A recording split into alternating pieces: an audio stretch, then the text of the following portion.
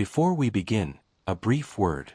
Analytics reveal that nearly 80% of those who regularly watch content on this channel have yet to subscribe.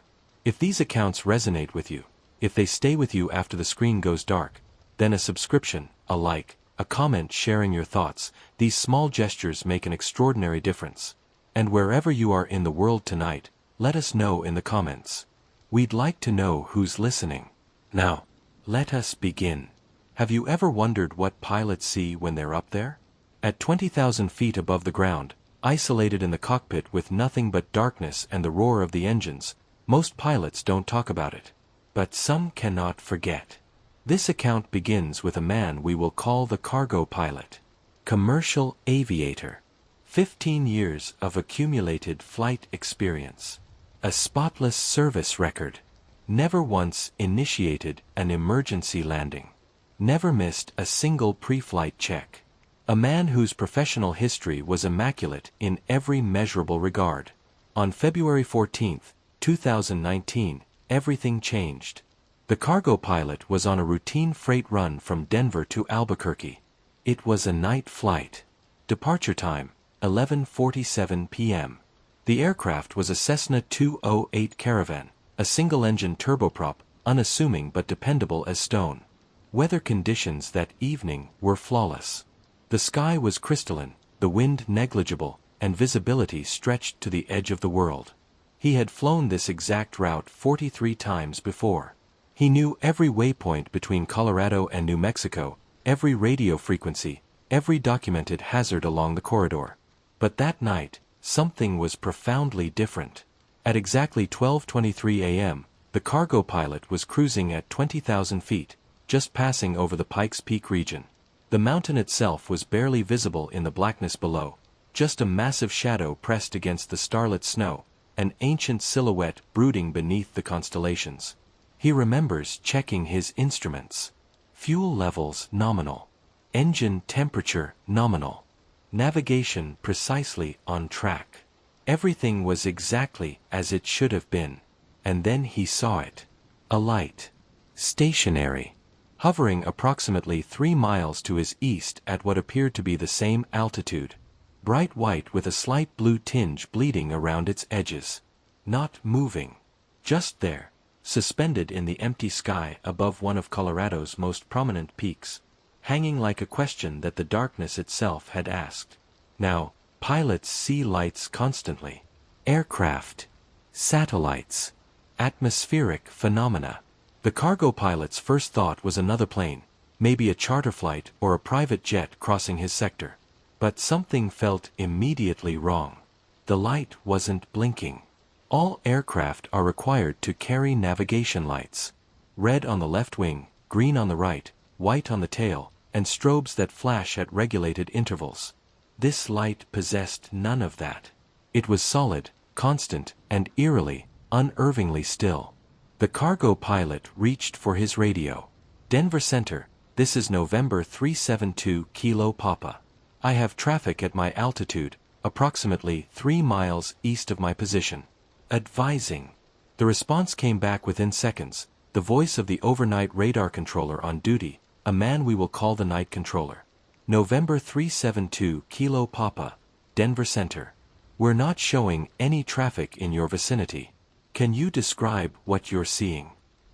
The cargo pilot kept his eyes locked on the light as he responded. Stationary white light. Very bright.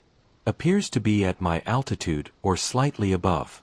No navigation lights visible. Not moving. There was a pause. Longer than usual.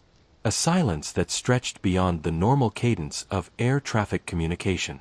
When the night controller came back on, his voice had shifted. More measured, more cautious, stripped of its routine indifference. November 372 Kilo Papa, confirmed. We have 0 traffic on radar in your area. Nearest aircraft is 40 miles southwest of your position. Are you certain of the location? Affirmative. 3 miles due east. It's right there. Another pause. The cargo pilot could hear the faint static on the radio frequency, the soft electrical crackle that filled the void when no one was transmitting. He glanced at his instruments again. everything still nominal. But when he looked back out the windscreen, the light had moved. Not gradually. Not like an aircraft banking or climbing through a turn. It had simply relocated. Now it hung maybe 2 miles away, and it had descended approximately 500 feet, still motionless in its new position. Still that same bright, unwavering white glow, burning against the fabric of the night with surgical precision. The cargo pilot's heart rate climbed. He keyed the microphone again. Denver Center, November 372 Kilo Papa. The light just relocated. Now 2 miles east and approximately 500 feet below my altitude. Say again, November 372 Kilo Papa. The object moved positions instantaneously. I was looking directly at it and it jumped from one location to another. No transition. No arc of movement. It simply appeared in a different place. The night controller's voice returned almost immediately. November 372 Kilo Papa, can you confirm you're experiencing any equipment malfunctions? Negative. All systems nominal. Roger. Stand by. The cargo pilot waited. The light hadn't moved again. It just hung there, 2 miles distant, glowing against the vast darkness like a coal burning at the heart of emptiness. He tried to rationalize it. Perhaps a ground-based light source reflecting off some atmospheric layer. Perhaps a tower beacon he'd somehow never noticed in all his crossings over this route. Perhaps his eyes were playing tricks after hours of staring into the featureless dark. But deep down, in the part of the mind that doesn't traffic in comfortable explanations, he knew better. He'd been flying long enough to recognize when something was genuinely, fundamentally wrong. And this was wrong. Then his radio crackled to life. But it wasn't the night controller's voice. Landing clearance revoked. The transmission was strange, distorted, as though the words had been simultaneously stretched and compressed, run through some medium that human voices weren't designed to traverse. The audio quality was degraded, almost as if it were originating from an immense distance or passing through some kind of interference that bent the signal without breaking it. But the words themselves were unmistakable. Landing clearance revoked. The cargo pilot felt a chill cascade down his spine. He wasn't anywhere near landing. He was still 45 minutes out from Albuquerque, cruising at altitude over empty mountain terrain. There was no reason anyone would be discussing landing clearances on this frequency, and the voice bore no resemblance to any controller he had ever heard in 15 years of flying. He pressed the transmit button. Denver Center, November 372 Kilo Papa, did you just transmit something about landing clearance? Negative, November 372 Kilo Papa. We have not transmitted anything in the last 30 seconds. I just received a transmission on this frequency. Not from you. Another pause. Then the night controller's voice returned, and for the first time, the cargo pilot could hear genuine uncertainty threading through it, a hairline fracture in the professional composure. November 372 Kilo Papa, you're on an isolated frequency. No other aircraft should be transmitting on this channel. Can you repeat what you heard? The transmission said, landing clearance revoked. Said it twice. Copy that. We're going to switch you to a backup frequency. Stand by for the new assignment. But before the night controller could relay the new frequency, the radio crackled again. That same distorted voice, clearer this time, closer somehow, but still fundamentally wrong, still carrying that quality of sound forced through a medium it was never meant to travel. Maintain current heading. Landing clearance revoked. Maintain current heading. The cargo pilot did not respond. He looked out at the light again. It had moved closer. Much closer. Less than a mile now, and it occupied his exact altitude. No longer below, no longer offset, but precisely level with his aircraft, as though it had calibrated itself to his position with deliberate, mechanical intent. He could see details that hadn't been visible before. The light wasn't emanating from a single source. It was multiple lights arranged in a geometric pattern. 4 distinct points forming a perfect square with a 5th, brighter light burning at the center. The outer lights pulsed slowly in sequence, a measured rotation of luminance, while the center point remained constant, unwavering, fixed like the pupil of an enormous eye. His hands tightened on the yoke. Every instinct forged across 15 years and thousands of flight hours was screaming at him to change course, to put distance between himself and whatever that formation was. But the distorted voice had said maintain current heading, and some deeply trained part of his discipline, some reflexive obedience hammered into him by years of following controller instructions without question, was telling him to comply. Even with instructions that made no sense. Even with instructions from a voice that shouldn't exist. Then the radio went completely dead. No static. No background hum. No faint electrical whisper. Just silence. Absolute, total, suffocating silence, as though the aircraft had been sealed inside a vacuum where radio waves could not survive. The cargo pilot checked the radio panel. Power indicator still illuminated. Frequency still correctly set. But when he tried to transmit, nothing happened. No response. No confirmation tone. The radio was drawing power, displaying every sign of normal function, but communicating with nothing and no one. The lights began to move toward him. Slowly at first, then faster. The 5-point pattern maintained its perfect geometric shape as it closed the distance. 4 pulsing corners and 1 burning center, advancing through the darkness with the silent inevitability of something that had already decided what was going to happen next. The cargo pilot's mind raced through his options.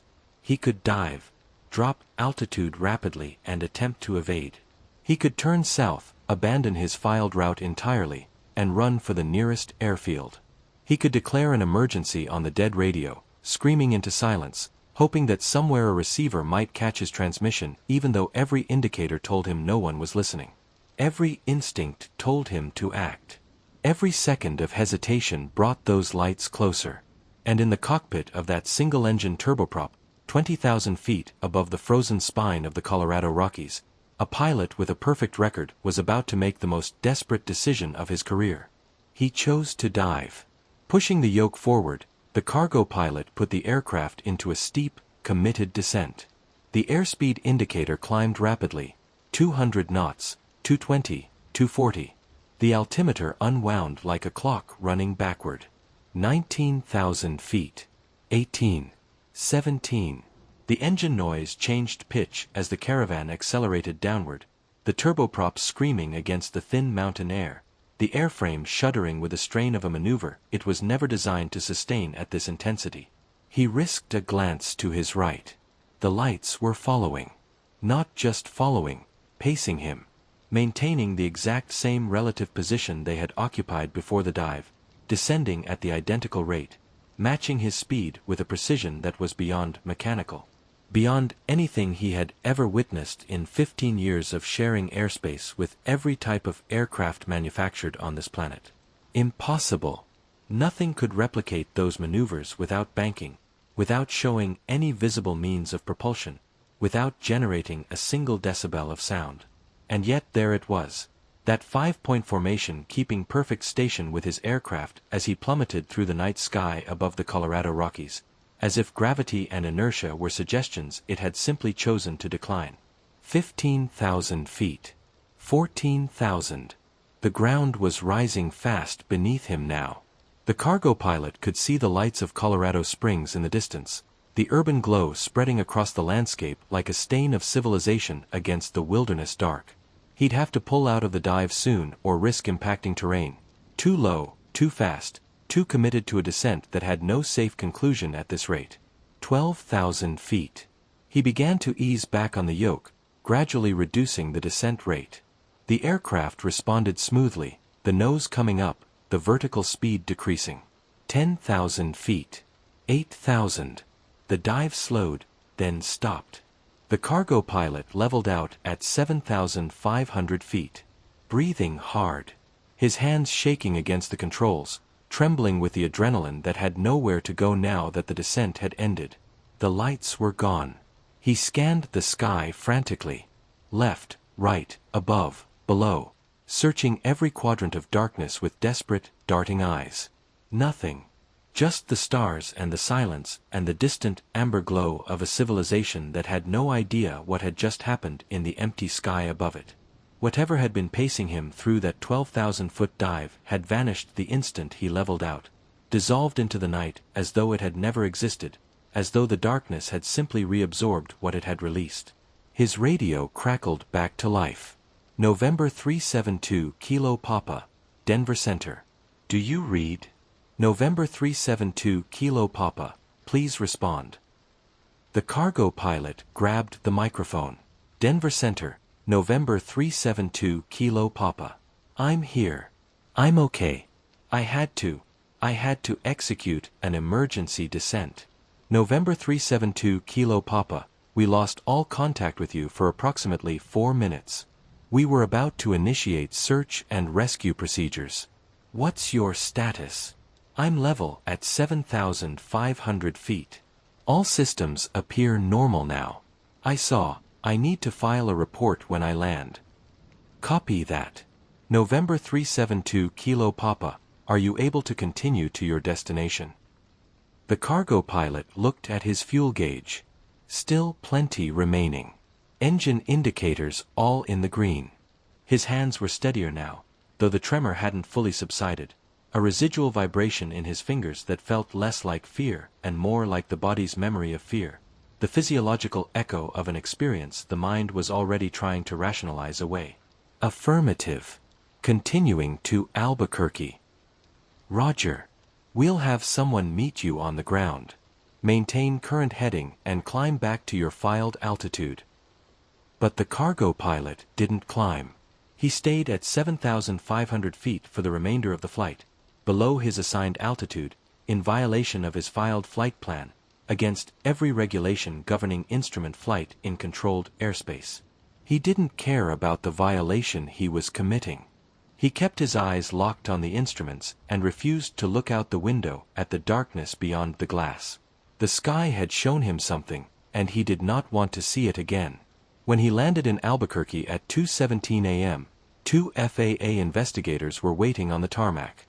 They interviewed him for 3 hours in a windowless office adjacent to the cargo terminal. They reviewed his flight logs with meticulous attention. They checked his medical records. They interviewed the night controller via secure telephone. They pulled the audio recordings of every radio transmission made on his assigned frequency during the flight. The strange voice wasn't on the recordings. According to the official audio logs, those transmissions never occurred. The frequency showed routine exchanges between the cargo pilot and Denver Center, a period of radio silence corresponding to the 4 minutes of lost contact, and then the re-establishment of communication. No distorted voice. No landing clearance revoked. No maintain current heading. Nothing. But the cargo pilot knew what he'd heard. And he knew what he'd seen. He also knew that the night controller, the man who had been on the other end of that radio frequency, guiding him through the darkness from a console in Denver Center, would have his own account to give. Because while the cargo pilot was in the air watching those lights, the night controller was on the ground seeing something else entirely on his radar scope. Something that would make both of them realize this wasn't an isolated incident. Something that would lead them to discover that the cargo pilot's encounter was merely the first in a series of events that had been occurring over Pikes Peak for decades, events that had been carefully documented, meticulously investigated, and systematically buried by people who didn't want the public to know what was really happening in the airspace above Colorado's most famous mountain. But we're getting ahead of ourselves. Before we can understand the full scope of what happened, we need to hear the night controller's side of the story. Because what he observed on his radar screen during those 4 minutes would confirm the cargo pilot's worst fears and raise questions that neither of them could answer. Questions about who or what was controlling the airspace above Pikes Peak. Questions about why it was happening. And questions about how many other pilots had seen those lights and never reported them, because they were too afraid of being labeled unstable, of losing their licenses, of having their careers dismantled over something they couldn't explain. You see, the truth about encounters with unidentified phenomena is that most people never report them. They convince themselves they saw something else, something mundane, something that fits neatly into the framework of the world they understand.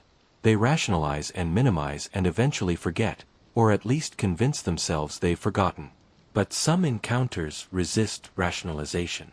Some encounters are too vivid, too proximate, too thoroughly witnessed to be waved away with comfortable explanations.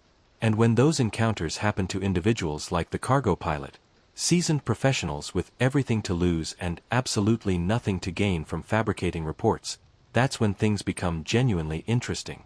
That's when patterns begin to emerge. Patterns that suggest these incidents aren't random. Patterns that suggest someone or something has been operating in that region for a very long time.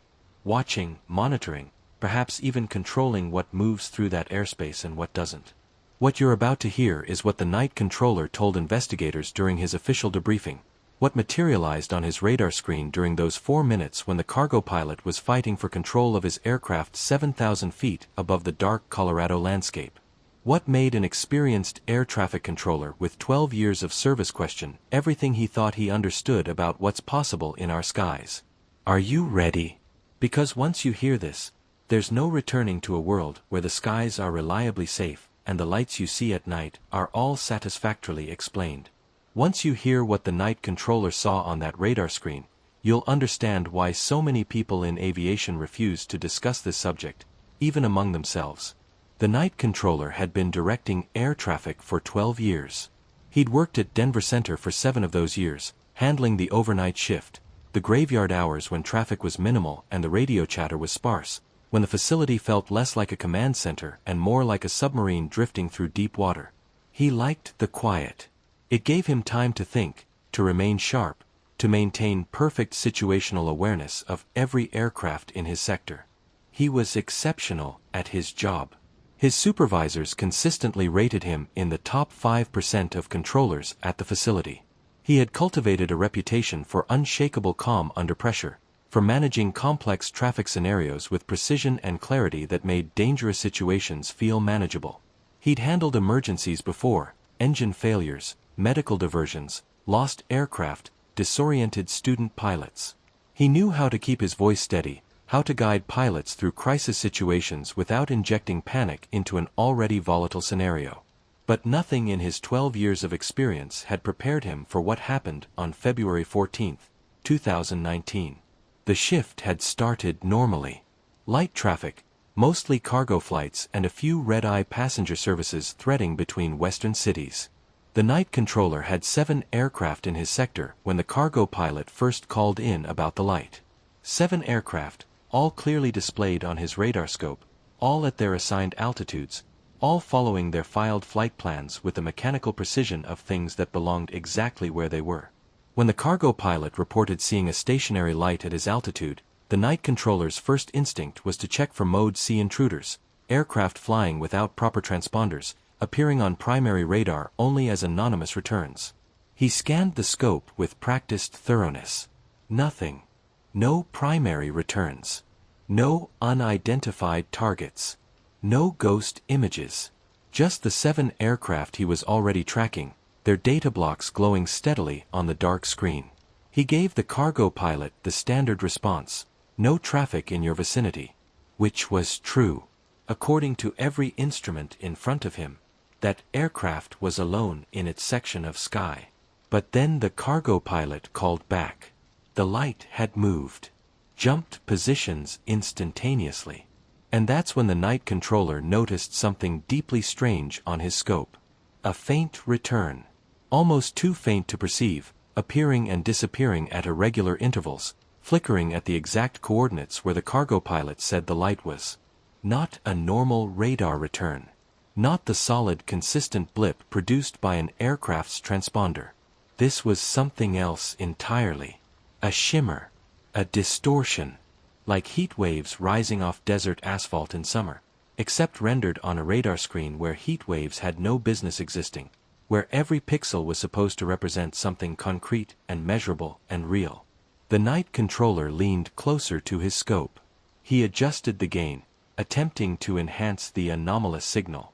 The shimmer intensified for a moment, resolving briefly into something more defined. And that's when he saw it. A return that shouldn't have been possible. The target was massive. easily 10 times larger than the radar signature of the cargo pilot's Cessna. But it wasn't solid. It was fluctuating, expanding and contracting as though breathing. The edges weren't clean like a normal aircraft return. They were fuzzy, indistinct, bleeding into the surrounding darkness of the scope as if the object were somehow phasing in and out of detectability, existing in some intermediate state between presence and absence that radar technology was never designed to register. The night controller reached for his supervisor call button, but before his finger could make contact, his radio crackled with that strange transmission. Landing clearance revoked. He heard it with absolute clarity, the words arriving through the cargo pilot's assigned frequency, cutting through the low electrical hum of the operations floor like a blade through silk. But the voice wasn't his. He hadn't transmitted anything. And according to his radio logs, the automatic recording system that captured every transmission made within the facility, nothing had been sent on that frequency for the past 90 seconds. The system showed silence where his ears registered sound. The instruments disagreed with reality. Yet he'd heard it. And the cargo pilot had heard it. The same words, on the same frequency, at the same moment, received by two separate people in two separate locations, neither of whom had originated the transmission. The night controller checked his audio panel methodically. All channels nominal. No crosstalk bleeding from adjacent frequencies. No electromagnetic interference from facility equipment. The transmission had arrived on the cargo pilot's frequency, specifically and exclusively on that frequency, which meant it had been targeted, directed, intentional. Someone or something had chosen that specific channel and spoken into it with purpose. He looked back at his radar scope. The massive return was closer to the cargo pilot's aircraft now. Much closer. Less than a mile separated the two signatures, the small, steady blip of the Cessna and the vast, breathing anomaly that dwarfed it. And the anomaly was moving in a manner that violated every principle of aerodynamics the night controller understood. No acceleration curves. No deceleration arcs. Just instantaneous position changes, like a chess piece being lifted by an invisible hand and placed on a different square of the board. One sweep of the radar showed it at one location. The next sweep showed it somewhere else entirely. No transitional frames. No trajectory between points. Just here, then there, with nothing in between. The distorted voice transmitted again. Maintain current heading. Landing clearance revoked. Maintain current heading. This time the night controller grabbed a pen and scribbled the exact words on his notepad, pressing hard enough that the ink bled through to the page beneath. Evidence. Documentation. Something tangible and concrete to prove this was actually happening. Because even as he wrote, even as the pen scratched across the paper with the urgency of a man recording something he feared might later be denied, he was beginning to doubt his own perception. This couldn't be real. Things like this didn't happen in functioning radar rooms at legitimate air traffic control facilities. Radar returns didn't breathe. Voices didn't materialize on isolated frequencies from sources that didn't exist. Objects didn't teleport across the scope like errors in the fabric of physical law. Then the cargo pilot's transponder disappeared. 1 second it was there, November 372 Kilo Papa, squawking 4721, altitude 20,000 feet, speed 180 knots. A clean data block with every parameter reading normal. The next second, nothing. No return at all. The data block simply ceased to exist, as if the aircraft had been erased from the sky by something that found its presence inconvenient. The scope showed empty airspace where, a heartbeat ago, a man and his aircraft had been. The night controller's training seized control of his body before his conscious mind could process the fear. Muscle memory. Thousands of hours of practice taking over when the thinking brain wanted to freeze. November 372 Kilo Papa, Denver Center, do you read? No response. Just the faint hiss of an open frequency with nothing on the other end. November 372 Kilo Papa, Denver Center, radio check. Still nothing. The frequency was a void, not jammed, not interfered with, simply empty, as though the aircraft and its pilot had passed beyond the reach of radio waves entirely, had crossed some threshold into a space where electromagnetic communication could not follow. His heart rate accelerated. This was every controller's nightmare, the scenario they trained for but prayed they'd never face. Loss of radar contact. Loss of radio contact. An aircraft dropping off the scope with no explanation, no distress call, no warning. One moment tracked and managed, the next moment gone, leaving nothing but a blank section of screen and the terrible weight of not knowing. He pressed his supervisor call button 3 times in rapid succession. The emergency signal. 3 quick pulses that meant get here now, something is very wrong. His supervisor, a man we will call the shift supervisor, appeared at his station within seconds. Experienced. 15 years in the facility. The kind of presence that normally made problems feel smaller simply by arriving. What have you got? Lost contact with November 372 Kilo Papa. Transponder dropped off scope. No radio response. Last known position approximately 40 miles northwest of Pueblo. The shift supervisor leaned over the scope, his face bathed in the pale green light of the radar display. His eyes swept the screen with practiced efficiency. Any distress calls? Negative. Normal communications until. The night controller hesitated. How did he explain this? How did he compress the impossible into language that would make sense to another human being? Until he reported unusual traffic in his vicinity. I wasn't showing any other aircraft in the area. Primary radar? Nothing. But there's something unusual on the scope. Right where he said the traffic was. The shift supervisor stared at the shimmer that was still visible on the display. Still fluctuating in that impossible way. Expanding and contracting, its edges blurring and sharpening in a rhythm that looked almost organic, almost deliberate, as though the anomaly were aware it was being observed and didn't particularly care. The shift supervisor's expression changed. Something in his face hardened. Not confusion, not alarm, but something colder. Recognition, perhaps. Or the careful blankness of a man who was seeing exactly what he'd been warned he might one day see. Have you called this in yet? I was just about to. Don't. The word landed flat and final. No elaboration. No explanation. Just a single syllable that shut the door on standard protocol with the authority of someone who understood the consequences of what was on that screen far better than the night controller did. Keep trying to raise him on radio. I'll handle notifications. The shift supervisor walked away quickly, moving toward the supervisor's office with a stride that was just slightly too fast to be casual. The night controller watched him go, confusion mixing with the dread that was already pooling in his stomach. Protocol was explicit.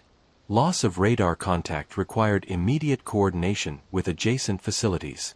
Notification of potentially affected airports. Activation of search and rescue procedures. These weren't suggestions, they were mandated responses, drilled into every controller from their first day in the facility. But the shift supervisor had told him to just keep trying the radio. Something was wrong. And it wasn't just the disappearing aircraft. The night controller kept transmitting. November 372 Kilo Papa, Denver Center, do you read? November 372 Kilo Papa, please respond. The seconds crawled by with agonizing slowness. 30 seconds. 60. 90. Each one stretching into its own small eternity while the scope showed nothing where the cargo pilot should have been. Still no response. The shimmer on the display was growing larger, more defined.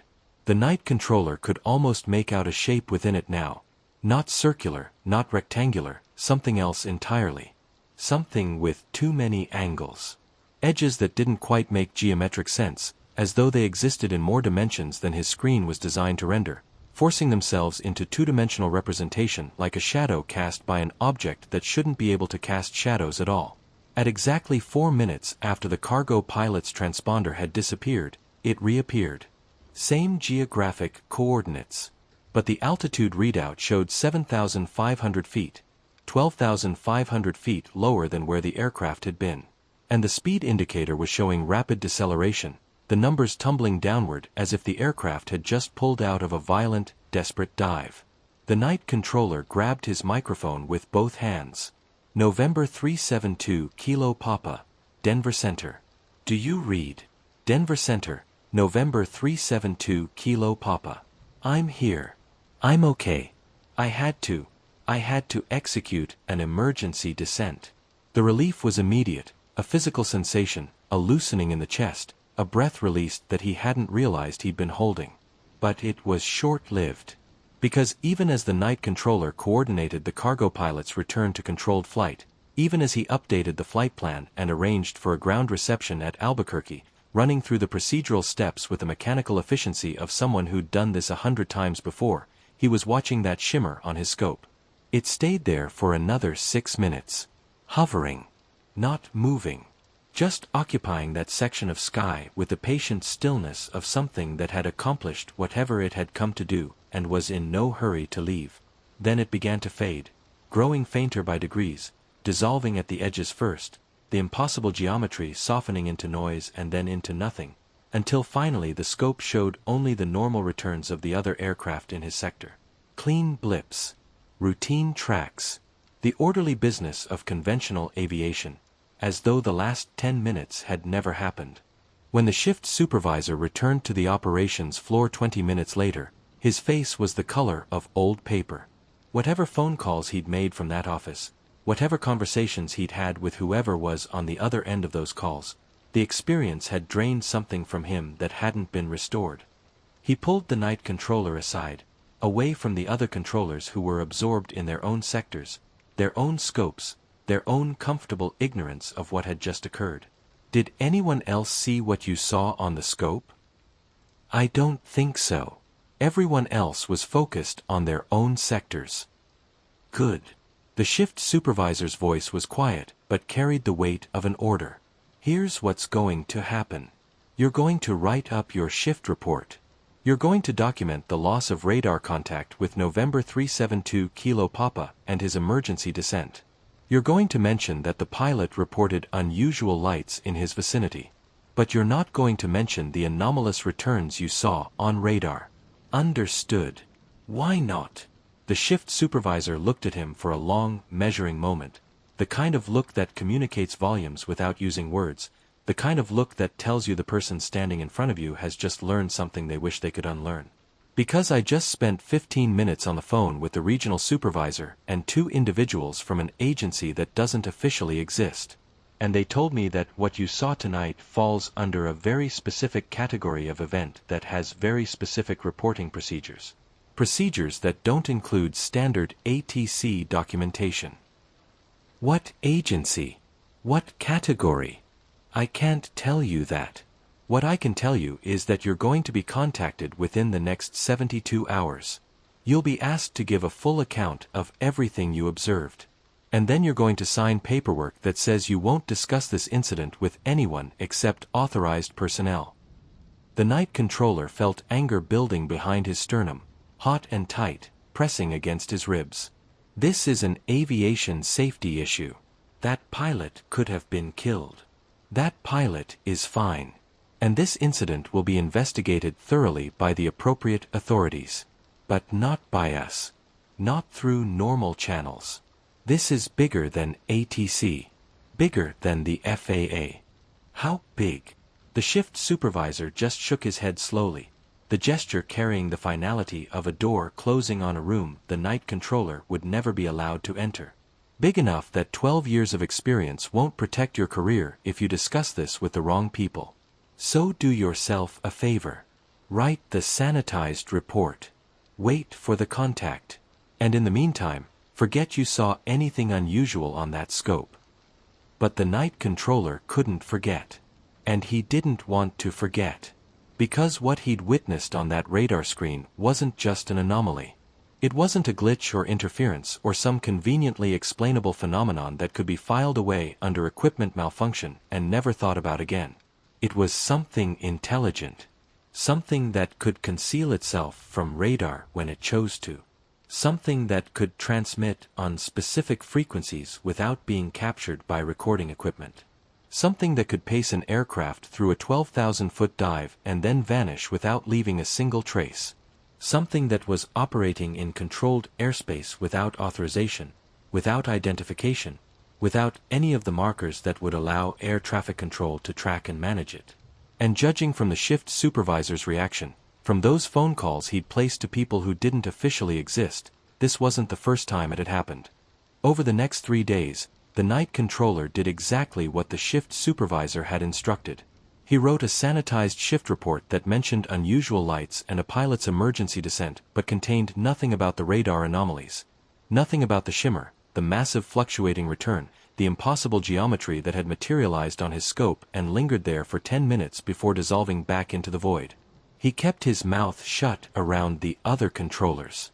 He went home, slept poorly, and returned for his next shift, trying to inhabit the performance of normalcy while the memory of what he'd seen burned behind his eyes like an afterimage that wouldn't fade. On the third day, 2 men in suits appeared at his apartment. They had credentials, some variety of federal identification, though not from any agency the night controller recognized. The badges looked authentic, the photographs matched the faces, but the agency name and seal were unfamiliar. He'd worked adjacent to federal operations for 12 years and had never encountered whatever organization these men represented. They asked him to accompany them. Not a request. A polite order.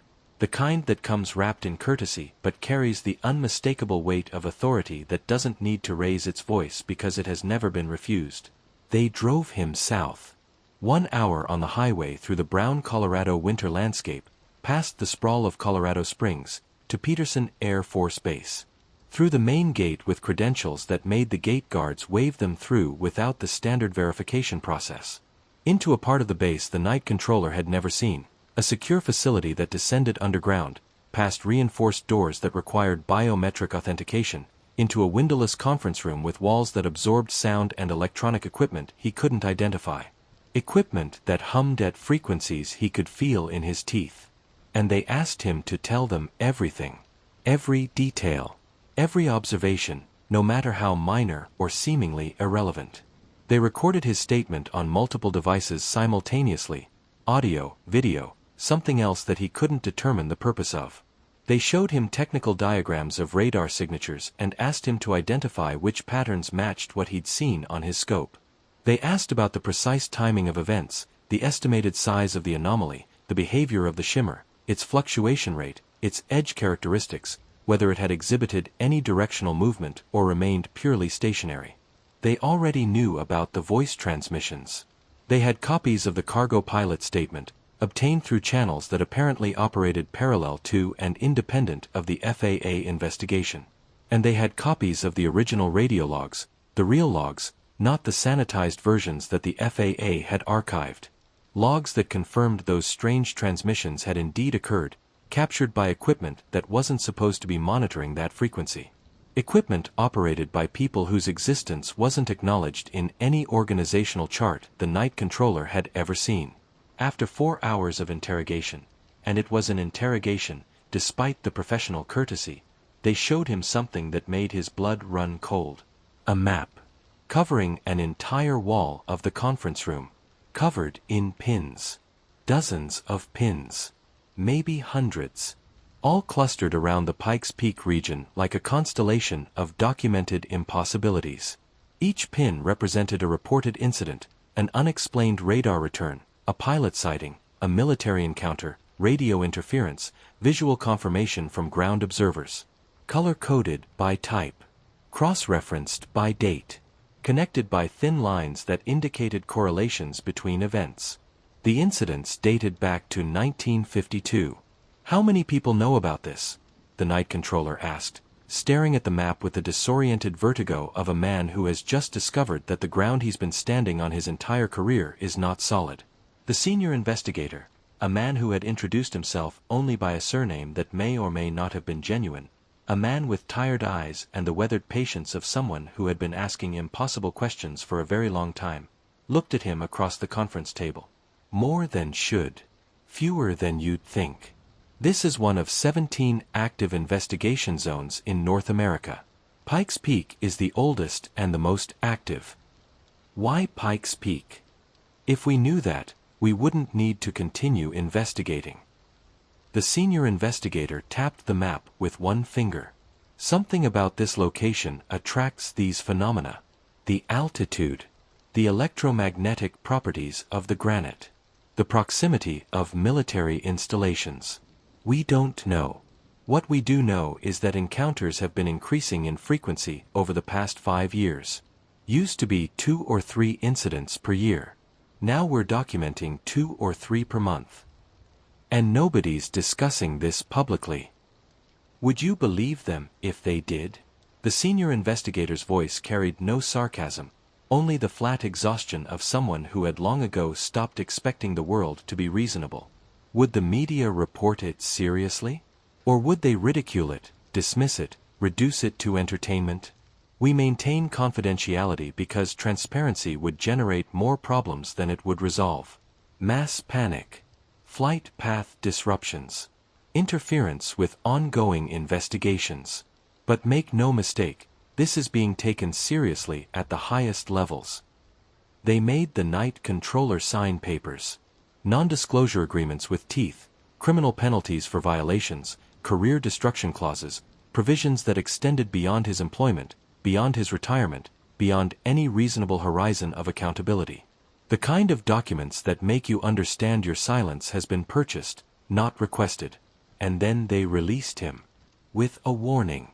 If he observed the phenomenon again, report it immediately through the special contact number they provided, a phone number with no area code, no organizational prefix, just 10 digits that connected to something that operated outside the architecture of any communication system he'd ever used.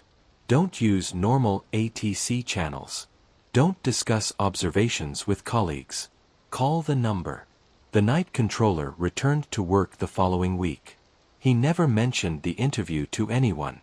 He filed his reports exactly as instructed, clean, conventional documents that described ordinary shifts in ordinary airspace. And every night when he settled at his radar scope during the graveyard hours, he watched the airspace above Pikes Peak with an attention that had been permanently altered. Because now he understood the truth. Those lights that pilots occasionally reported, those weren't balloons or drones or atmospheric phenomena that could be explained away with a dismissive sentence and a closed file. They were something else. Something that had been operating in that region for 70 years. Something that appeared on radar as impossible shimmers and vanished the moment anyone approached too closely. And the cargo pilot's encounter hadn't been unique. It had simply been the first one that the night controller personally witnessed. The first one that made it impossible for him to categorize this phenomenon as myth or delusion or collective hysteria. Comfortable words for uncomfortable realities. But here's the thing that truly haunted the night controller. The thing that kept him awake on his nights off, lying in the dark of his apartment, staring at the ceiling, replaying those 4 minutes over and over in his mind like footage he couldn't stop rewinding.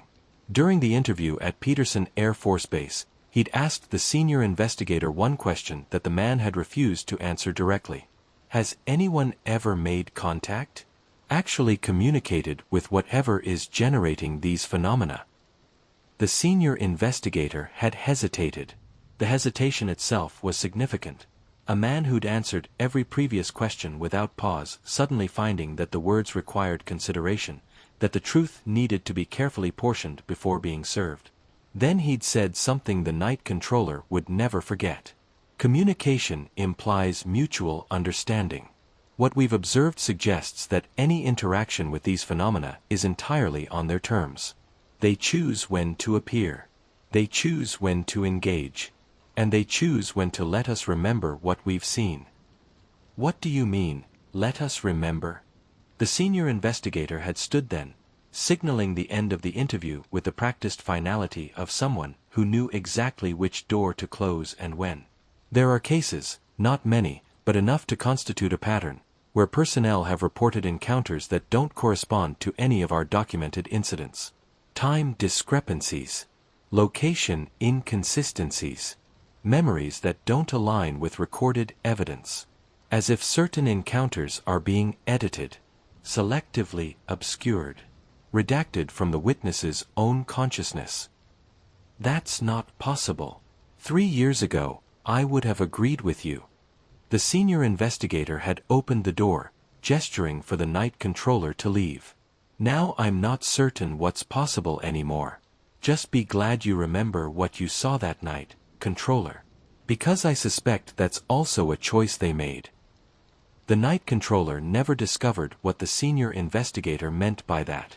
Not fully.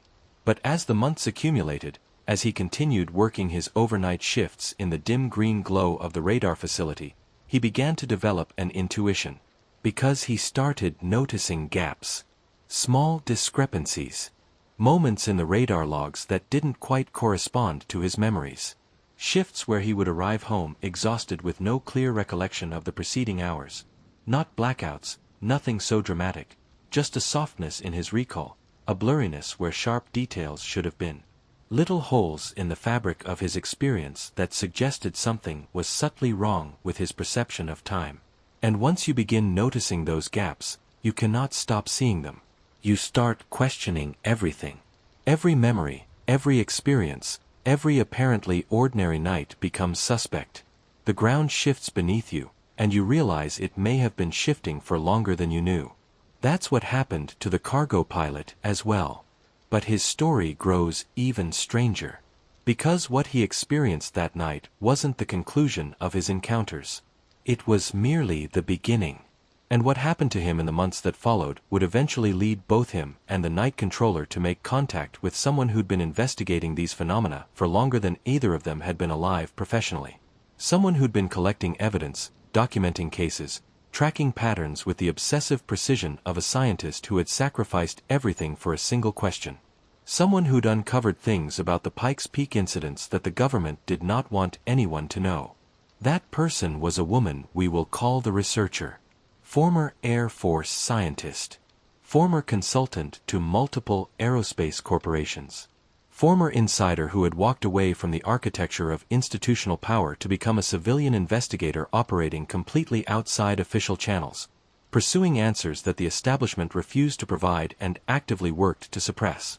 This is where the story becomes complicated. This is where the official narrative fractures and the real investigation begins. Are you still listening? Because what comes next isn't easy to hear. It isn't comfortable to accept.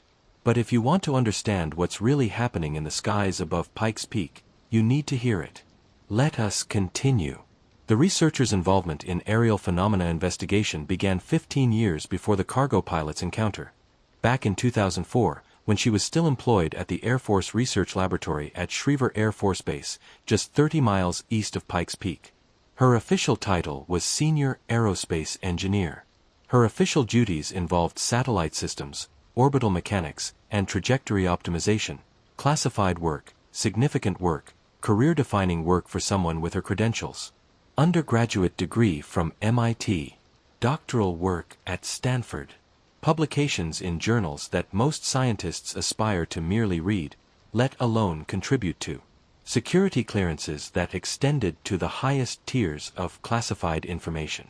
But in 2007, something occurred that fundamentally altered the trajectory of her entire career. Something that compelled her to walk away from a six-figure salary, a prestigious position, and a future that could have included leading research programs for the Department of Defense. She witnessed something she was not supposed to see. And when she attempted to report it through official channels, she discovered that the channels were not as official as she had believed. It happened during a routine observation session at the Air Force Academy's Astronomical Observatory. The researcher had been invited to use the facility's telescope for personal research, tracking space debris patterns, mapping orbital decay rates. Nothing classified. Just professional curiosity pursued after hours by a mind that never stopped working. She'd been working alone that night, the only occupant of the darkened observation dome, when she noticed something unusual traversing the telescope's field of view. A bright object. Moving fast. Too fast to be a satellite. Too controlled to be a meteor. Too deliberate in its trajectory to be debris tumbling along a decaying orbit. She tracked it. Adjusted the telescope's orientation. followed the object as it carved across the sky with an authority that suggested it knew exactly where it was going.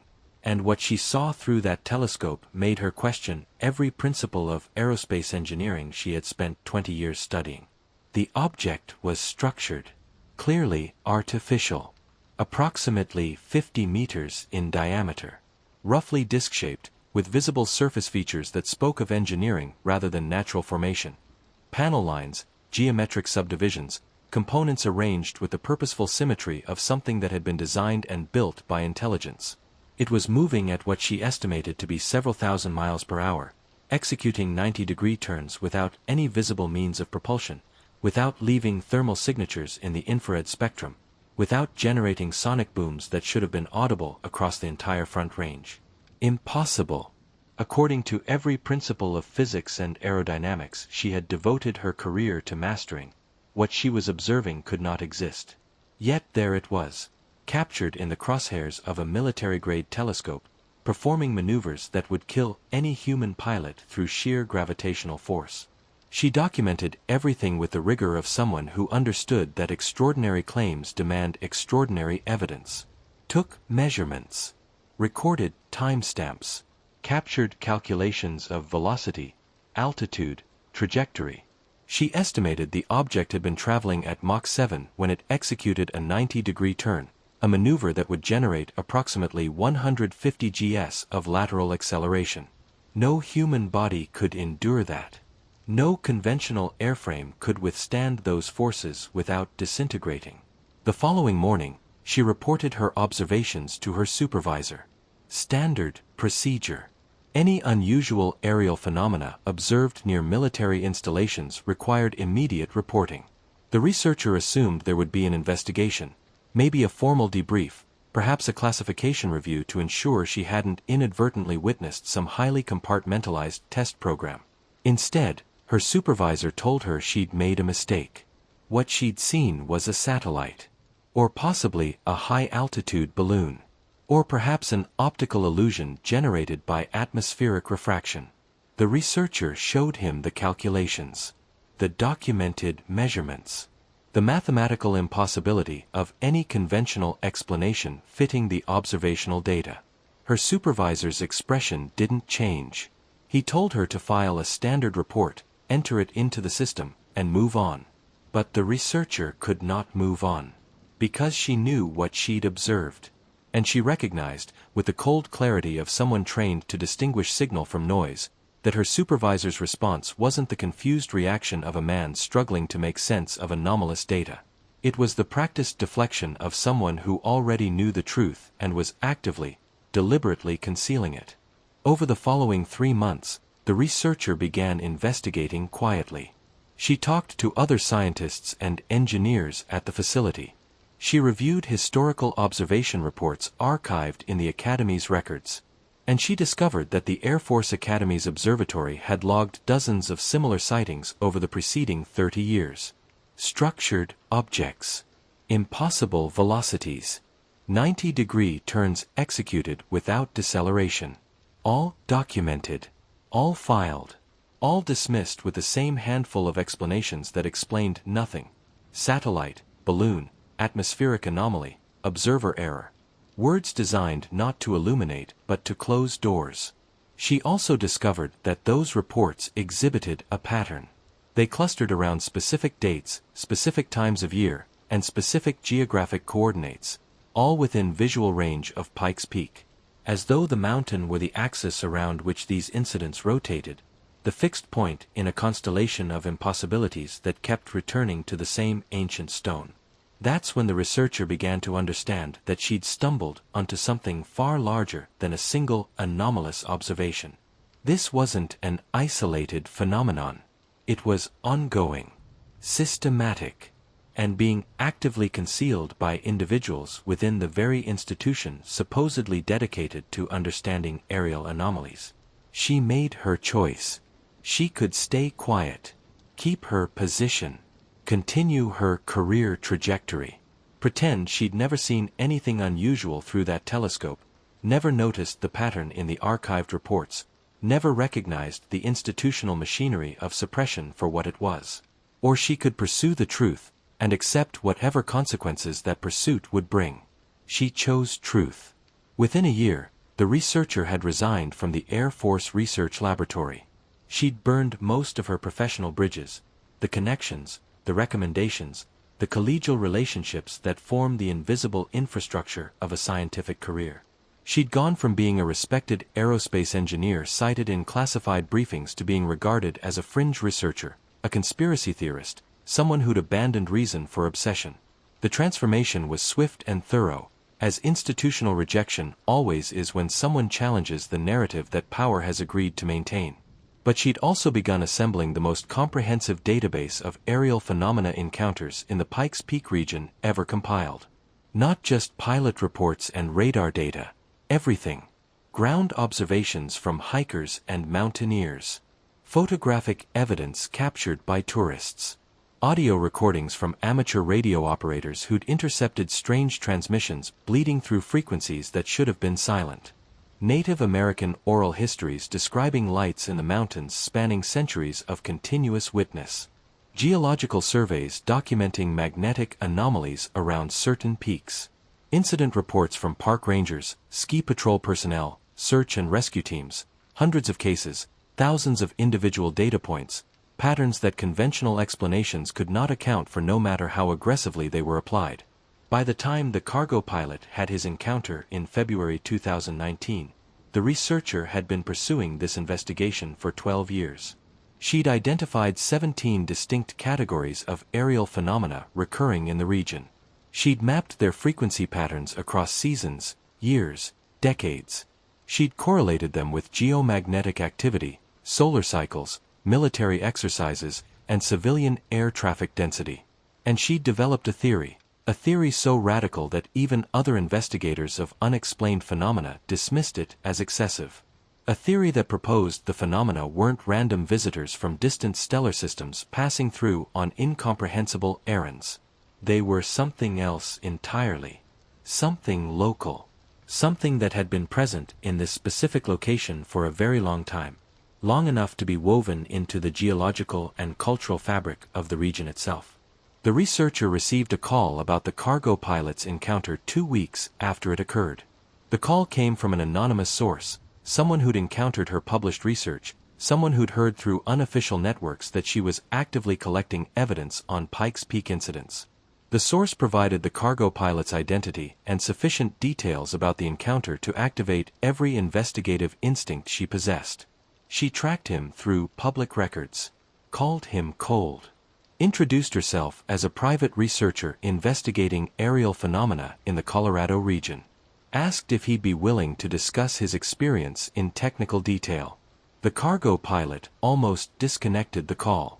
Another unstable person asking about UFOs. Another conspiracy theorist attempting to transform his terrifying experience into content for internet forums and late-night speculation. But something in the researcher's approach arrested his refusal. She wasn't soliciting wild theories or emotional reactions.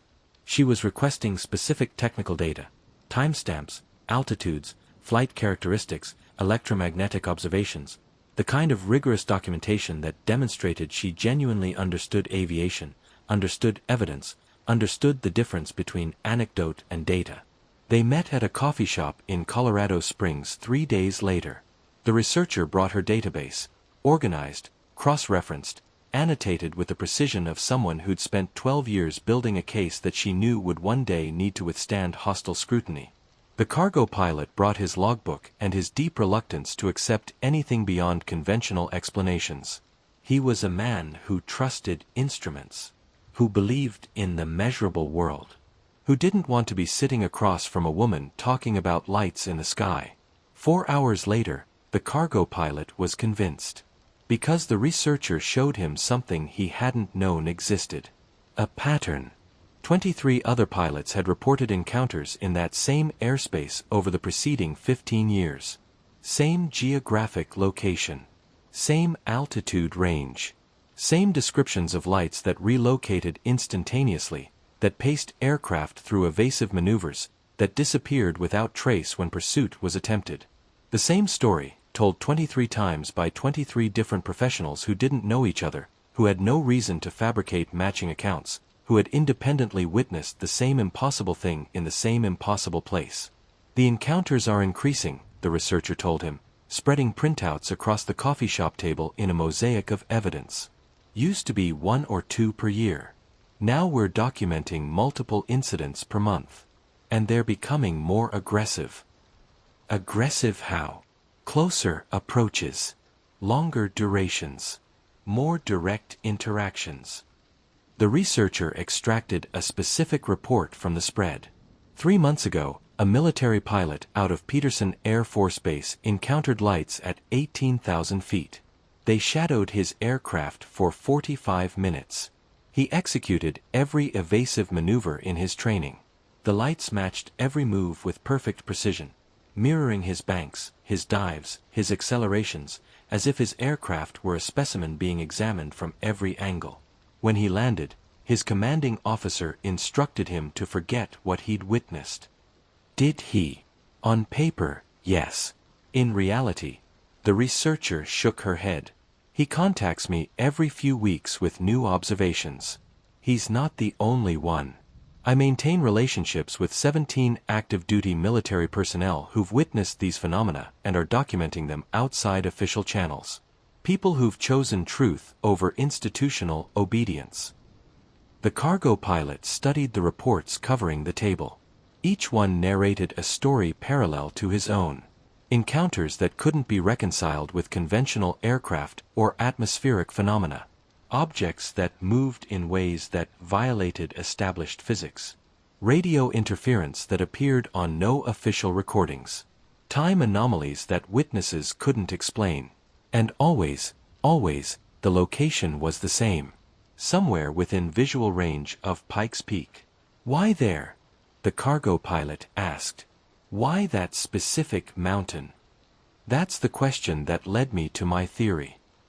The researcher produced a geological survey map. Pikes Peak isn't just any mountain. It's a batholith, a massive granite formation pushed up from deep within the Earth's crust approximately 1 billion years ago. The granite exhibits unusual electromagnetic properties. Natural magnetic field variations far outside normal ranges. Extremely low-level radioactivity. And here's the critical detail. There are extensive cave systems beneath the peak. Systems that haven't been fully explored. Systems that extend for miles underground, mapped only partially, their deepest reaches unknown. You think something's inhabiting caves under Pikes Peak? I think something has been present there for a very long time. Long enough to be integrated into the local landscape. Long enough to be regarded as a natural feature by indigenous peoples who've occupied this region for millennia. The researcher showed him copies of oral traditions from the Ute tribe, stories about spirits dwelling in the mountains, beings of light that emerged from underground passages, warnings about specific places where the boundary between worlds grew thin enough to cross. Western science tends to dismiss indigenous knowledge as mythology, the researcher said. But what if they were documenting something real?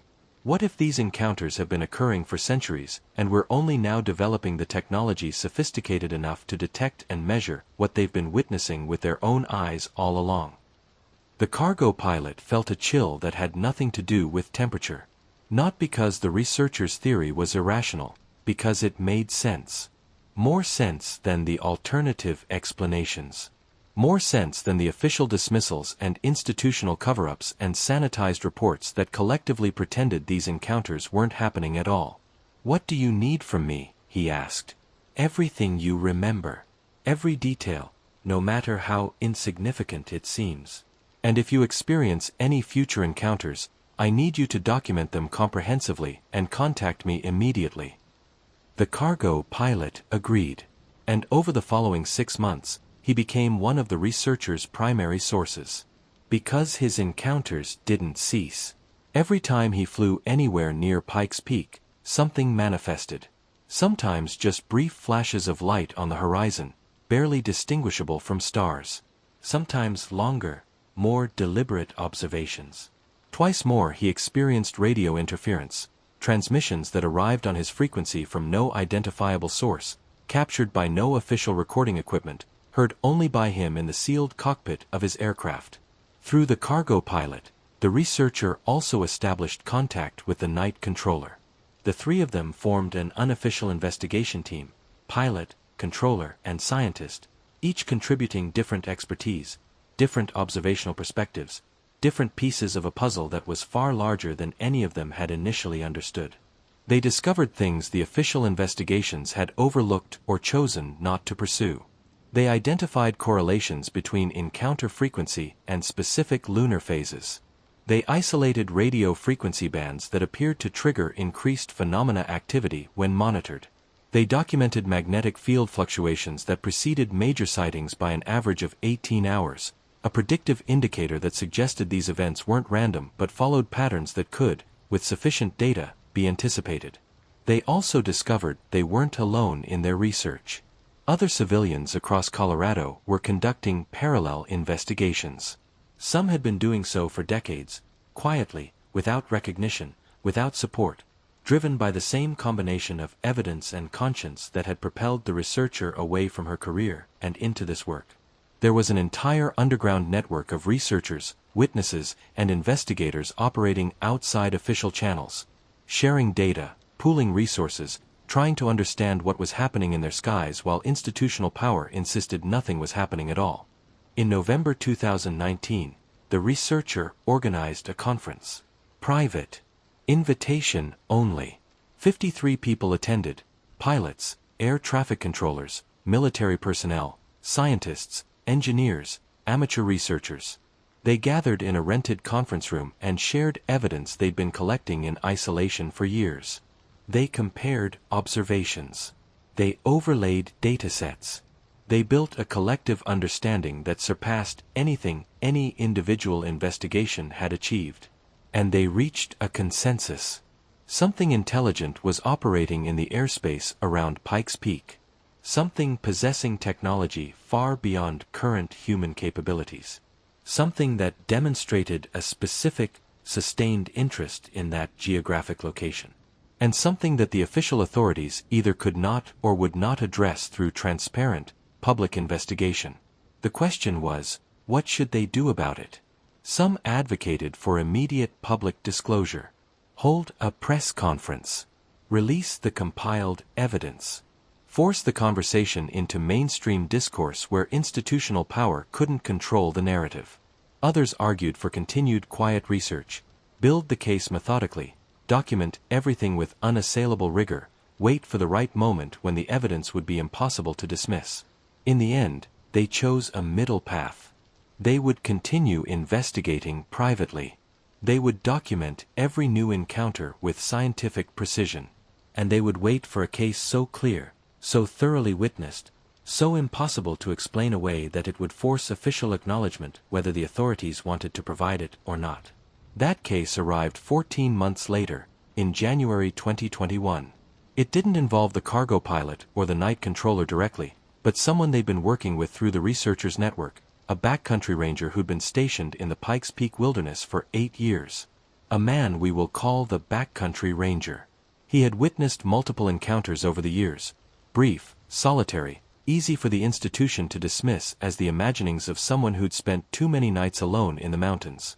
But what occurred on the night of January 23, 2021, was categorically different.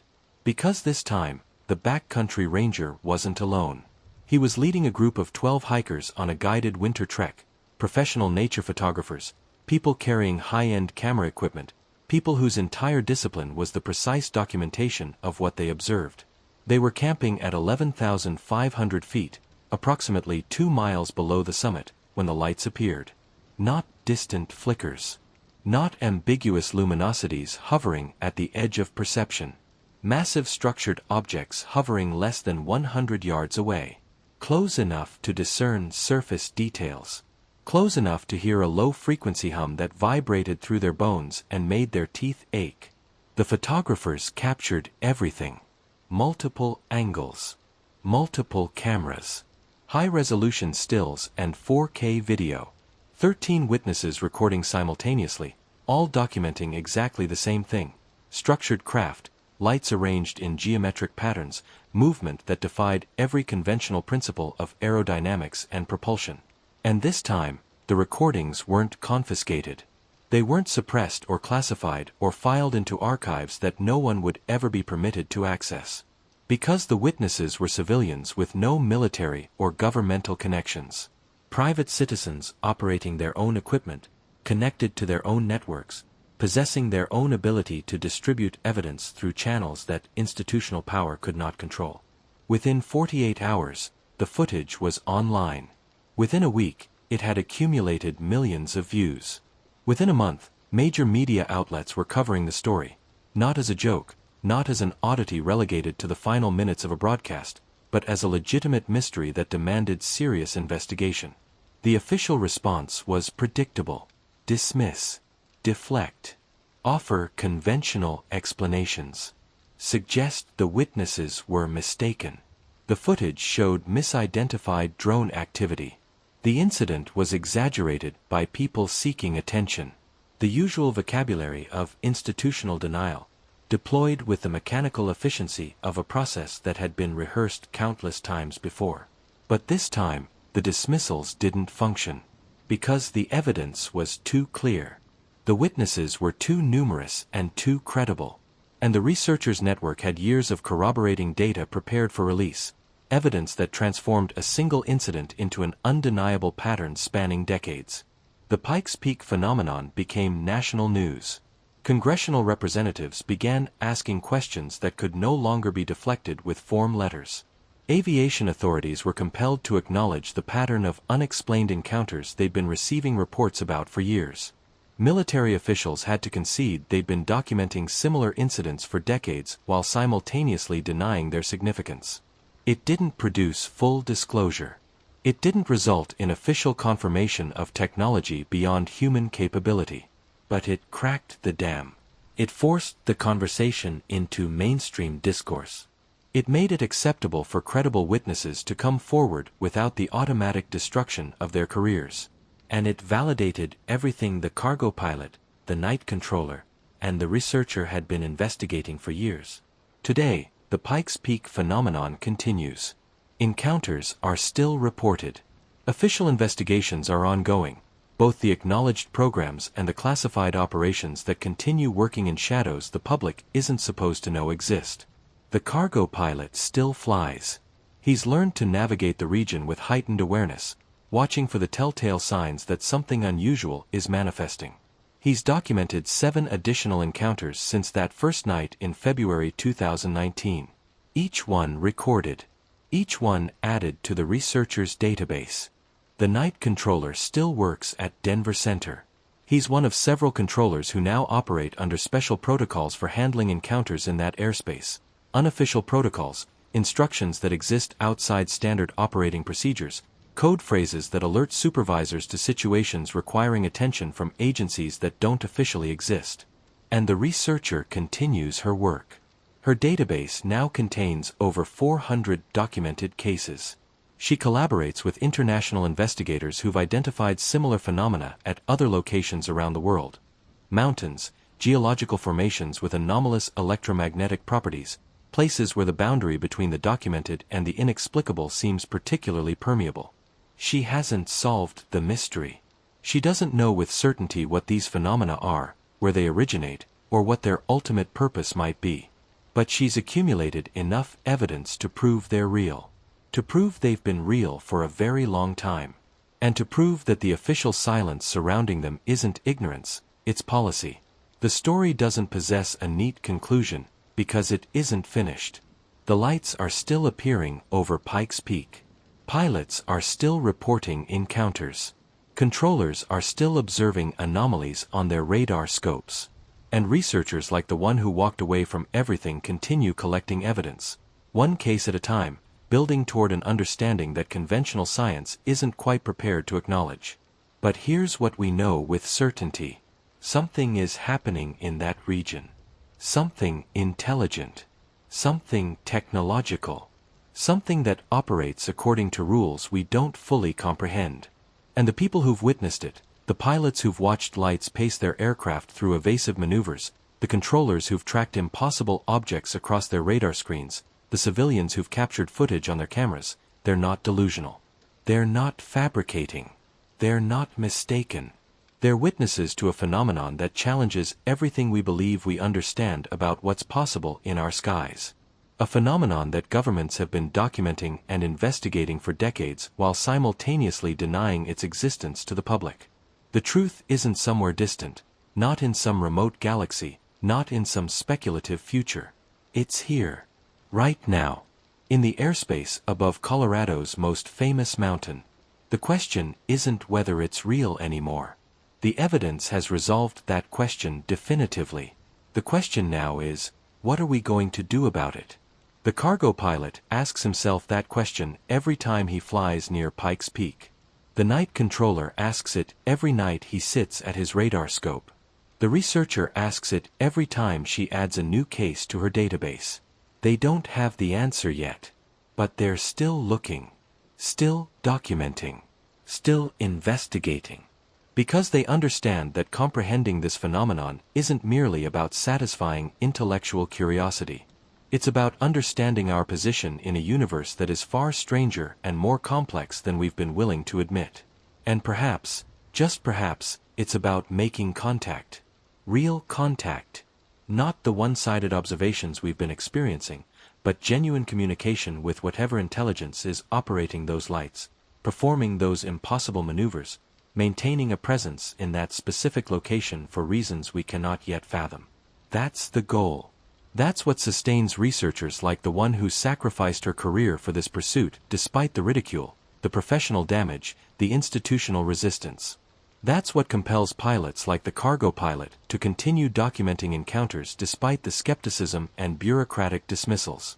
That's what drives controllers like the night controller to maintain vigilance despite being instructed to ignore what appears on their scopes. Because they know the truth. And once you know it, once you've seen those lights, once you've watched those impossible maneuvers, once you've experienced the reality of something operating in our skies with technology beyond current human understanding, you can't unknow it.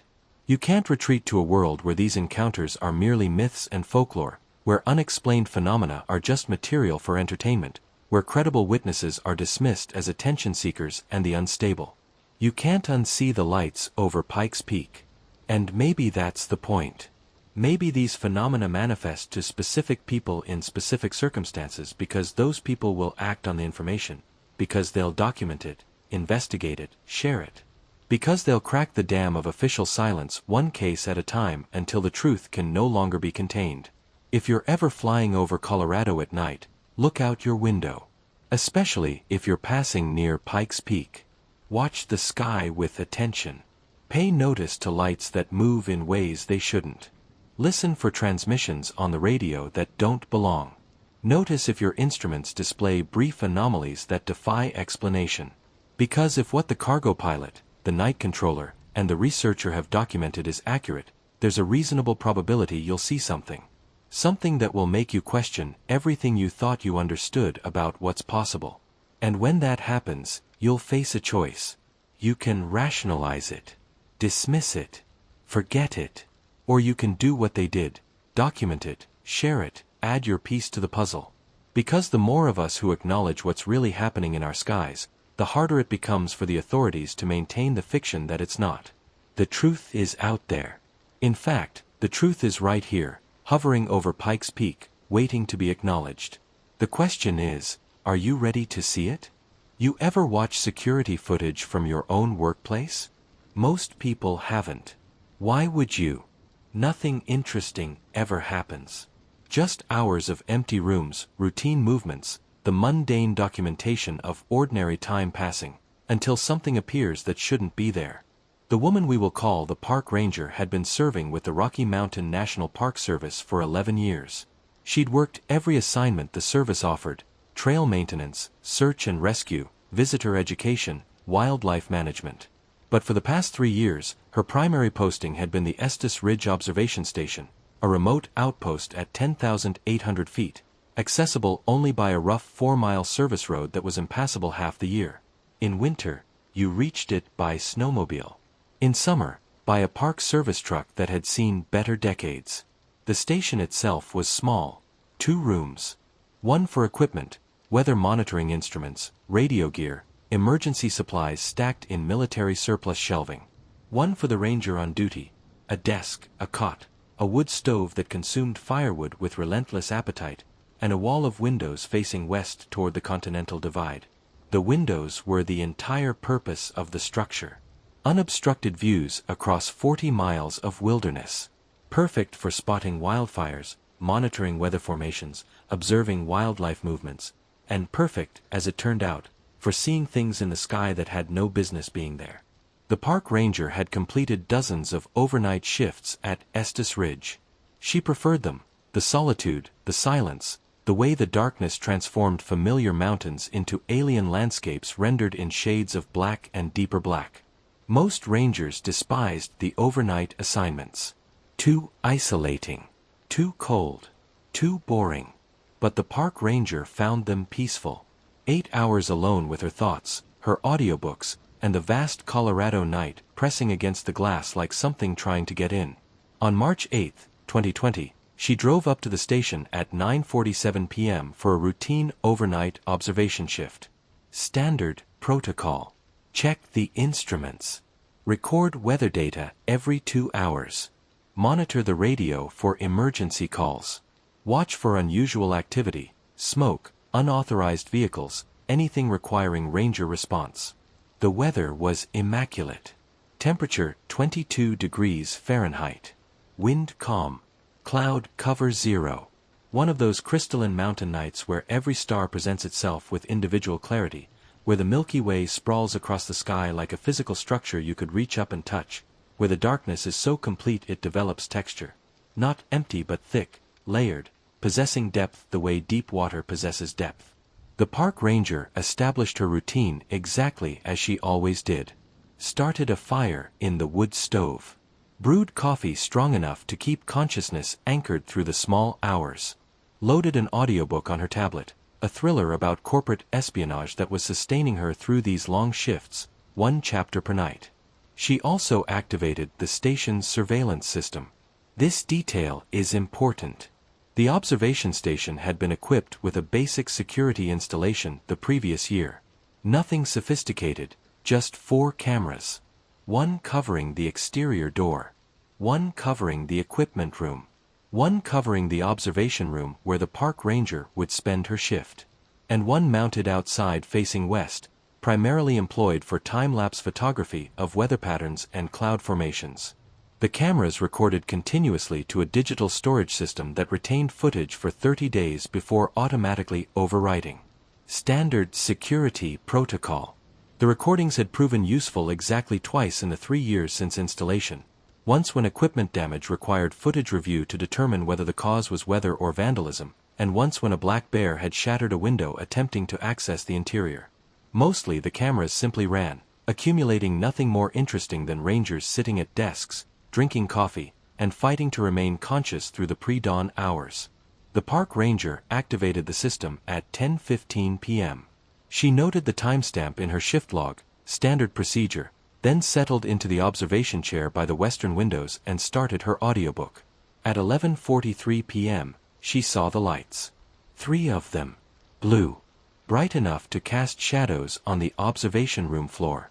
Moving slowly across the sky from north to south, maintaining perfect triangular formation, equidistant, synchronized, moving as a single coordinated entity rather than 3 separate objects. They weren't at high altitude. The park ranger estimated perhaps 5,000 feet above the valley floor, which placed them roughly at her eye level given the station's elevation. Close enough that she could distinguish them from point sources. Each light possessed dimension, structure, a blue luminescence with darker shapes at the center, silhouettes of something solid within the glow. Her first thought was military aircraft. Helicopters from Fort Carson running night exercises. But helicopters generate noise. Considerable noise, especially in thin mountain air where sound propagates for miles with brutal clarity. These lights were silent. Completely, absolutely silent. Moving at perhaps 30 miles per hour, steady and deliberate, producing not a single audible vibration. The park ranger stood and moved closer to the windows. The lights continued south, maintaining their triangular formation with geometric precision. She watched them for approximately 2 minutes before they disappeared behind a distant ridgeline, swallowed by the dark terrain as if the mountains had consumed them. Her heart rate had increased, not from fear but from the sudden electrical awareness that she was witnessing something anomalous, something that required documentation. She checked the time, 11:45 p.m. Then she made a notation in her shift log. 3 unidentified lights observed moving south across western sky. Silent. Formation maintained. No identifiable source. Professional. Factual. The kind of observation report that would enter the official record without triggering alarm.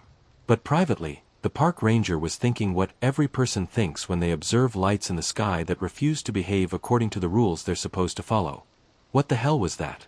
She returned to her chair, but her audiobook had lost its hold on her attention. She spent the following hour watching the sky with focused intent, hoping the lights would reappear. They didn't. At 1 a.m., she completed her scheduled weather observation. At 1:15, she refilled her coffee. At 2:30, she finally surrendered her vigil and returned to the audiobook, persuading herself she'd seen something mundane that her fatigued brain had interpreted as mysterious. By 3 a.m., she'd almost forgotten about the lights. She was immersed in a particularly tense chapter of her book, her attention completely absorbed by the narrative, her awareness contracted to the small screen in her hands and the fictional crisis unfolding there. She didn't notice the blue glow beginning to illuminate the observation room. She didn't see the shadows shifting on the walls. She didn't realize anything was wrong until her tablet died. Not the battery. The tablet had been at 78% charge. It simply stopped, screen going black mid-sentence, as if someone had reached inside the device and disconnected its will to function. The park ranger pressed the power button. Nothing. She checked the charging cable, properly connected. Tried the power button again, holding it for a full 10 seconds. The tablet remained inert. Dead weight in her hands. That's when she noticed the glow. Blue light was streaming through the western windows. Bright. Much brighter than the distant formation she'd observed earlier. So bright that it was illuminating the entire observation room with the intensity of floodlights, casting sharp-edged shadows across the floor, making it painful to look directly toward the glass without squinting against the radiance. The park ranger stood and moved toward the windows. Her hands were shaking, not a subtle tremor but an actual, visible vibration, her muscles responding to signals her conscious mind hadn't authorized. Some ancient part of her brain was screaming at her to retreat from the windows, to hide, to call for assistance. But her training overrode the instinct. She was a ranger. Her purpose was to observe and document. So she looked. The light was emanating from directly in front of the station, perhaps 200 yards away, hovering at approximately the same elevation as the observation room, which meant it was suspended over a steep ravine that plunged 1,000 feet to the valley floor. 3 lights again, but now arranged in a vertical line rather than a triangle. The bottom light was the source of the blue radiance flooding the room. The upper 2 lights were dimmer, pulsing in a slow, measured rhythm. The park ranger's mind raced through possible explanations. Drones. But drones carrying lights of that intensity would be massive, and the battery requirements would make sustained hovering effectively impossible. Helicopters, but there was still no sound. Advanced military technology. Maybe. Probably. That had to be the answer. She reached for her radio to report the sighting. Her hand was halfway to her belt when the lights moved. Not gradually. Instantaneously. One moment they were 200 yards away. The next moment they were 10 yards away. Directly outside the windows. So close that the park ranger could see individual components within the light sources. Structures, elements, things with edges and surfaces that were built, not born. She stumbled backward. Her shoulder struck the wall. The blue glow intensified until the entire room blazed with the brightness of midday, every grain in the wooden floorboards visible, every mote of dust on the windowsills illuminated, her own terrified reflection staring back at her from the glass, eyes wide, mouth open, a woman caught between training and terror. And then, just as suddenly, the lights vanished. Not moved away. Not dimmed gradually. Just gone. Extinguished as if a switch had been thrown, as if the darkness had been waiting patiently and was now permitted to return. The room plunged into blackness so complete that the park ranger's eyes couldn't adjust. She stood there, back pressed against the wall, breathing in sharp gasps, waiting for her vision to return while her heart hammered against her ribs with the desperate rhythm of something trying to escape. It took almost a full minute before she could distinguish shapes. When her eyes finally accommodated, the observation room looked exactly as it had before. Wood stove still burning. Coffee cup on the desk. Everything normal. Everything ordinary. Everything except the lingering afterimage of blue light seared into her retinas and the absolute conviction that she had just experienced something that the world she understood had no framework to contain. She checked her watch. 3:07 a.m. The entire encounter had lasted less than 10 minutes. Her hands were still vibrating. Her heart was still racing. But her training was reasserting itself. The disciplined muscle memory of a woman who'd spent 11 years responding to crises in wilderness that didn't care about human fear. Document. Record. Report. She moved to the desk and opened her shift log. Started writing a detailed account of what she'd observed. 3 lights. Blue glow. Silent approach. Instantaneous movement. She was meticulous with her language. Factual, objective, containing no speculation or emotional description. Just the observations that could be verified, corroborated, defended under scrutiny. At 3:15 a.m., she tried her tablet again. It powered on immediately, displaying 76% battery remaining, as if it had never died, as if the past 12 minutes had been edited from the device's memory. The park ranger stared at the screen. Had she imagined the tablet failing? Had the stress of the encounter made her perceive a malfunction that hadn't actually occurred? She didn't believe that, but she had no evidence to prove otherwise. At 5:47 a.m., the relief ranger arrived for the day shift. A veteran, 20 years with the Park Service. He arrived on the snowmobile carrying supply containers for the next overnight rotation. The park ranger met him outside, desperate for the presence of another human being, someone who could confirm that she hadn't lost her grip on reality. "How was the night?" the senior ranger asked, unloading containers from the snowmobile's cargo rack. "Unusual," the park ranger said. She told him everything. The initial sighting. The blue glow. The impossible movement. All of it, delivered with the careful precision of someone recounting events she needed another person to believe. The senior ranger listened without interruption, his expression neutral, giving nothing away. When she finished, he was quiet for a moment. Then he said something that changed everything. "You're not the first." "What?" "You're not the first ranger to see lights from this station. It happens maybe once or twice a year. Always at night. Always when someone's here alone." The senior ranger looked uncomfortable, the discomfort of a man breaking an unwritten rule he'd observed for years. "Most rangers don't report it. They mention it privately, to me, to other rangers they trust, but they don't enter it in official logs." "Why not?" "Because documenting unexplained lights in official records tends to raise questions about the observer's reliability. And when you work for the Park Service, reliability is everything." He shrugged, the gesture of a man who'd made his peace with institutional silence. "I've never witnessed anything myself. But I've heard enough accounts from enough credible people that I believe something's occurring up here." The park ranger felt a mixture of relief and frustration. Relief that she wasn't alone, that other rangers had witnessed similar phenomena from this exact station. Frustration that an unwritten code of silence had prevented these incidents from being properly documented and investigated for years. "I'm going to report it," she said. "Official report. Everything I observed." The senior ranger nodded slowly. "That's your decision. Just be prepared for skepticism. And be prepared for the possibility that it might affect how you're perceived." The park ranger filed her report that afternoon. Detailed. Comprehensive. Exactly what she'd observed and when. documented with the precision of someone who understood that her credibility was being wagered on every sentence. She submitted it to her supervisor, then copied it to the park's incident database. Official record. No ambiguity. The response came 2 days later. A phone call from her supervisor. The report had been received. It would be filed appropriately. And the park ranger was scheduled for a follow-up interview with park administration the following week. The interview took place in a small conference room at park headquarters. 3 people were present.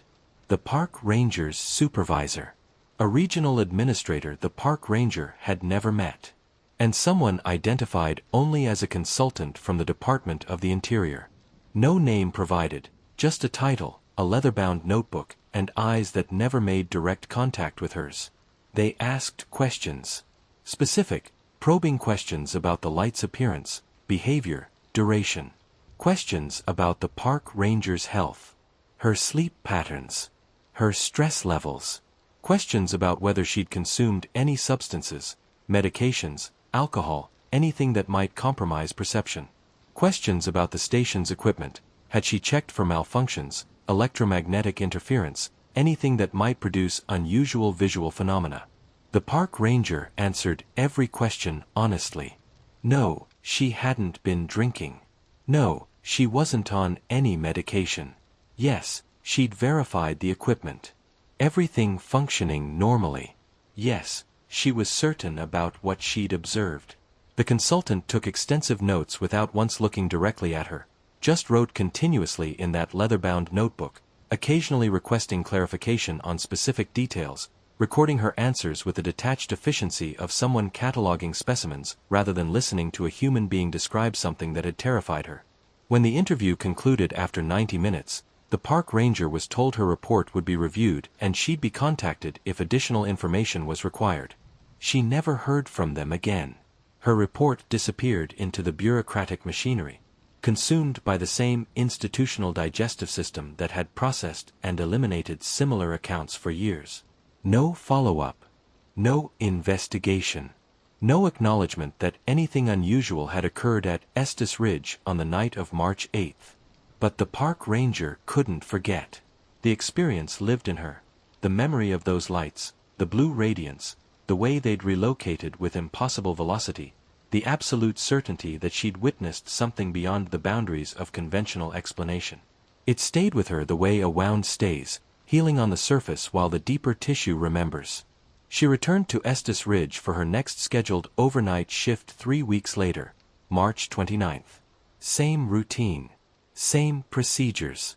She activated the surveillance system at 10:22 p.m., noted the timestamp in her log, and settled in for another solitary night. Nothing unusual occurred. No lights. No anomalies. Just a standard overnight observation shift.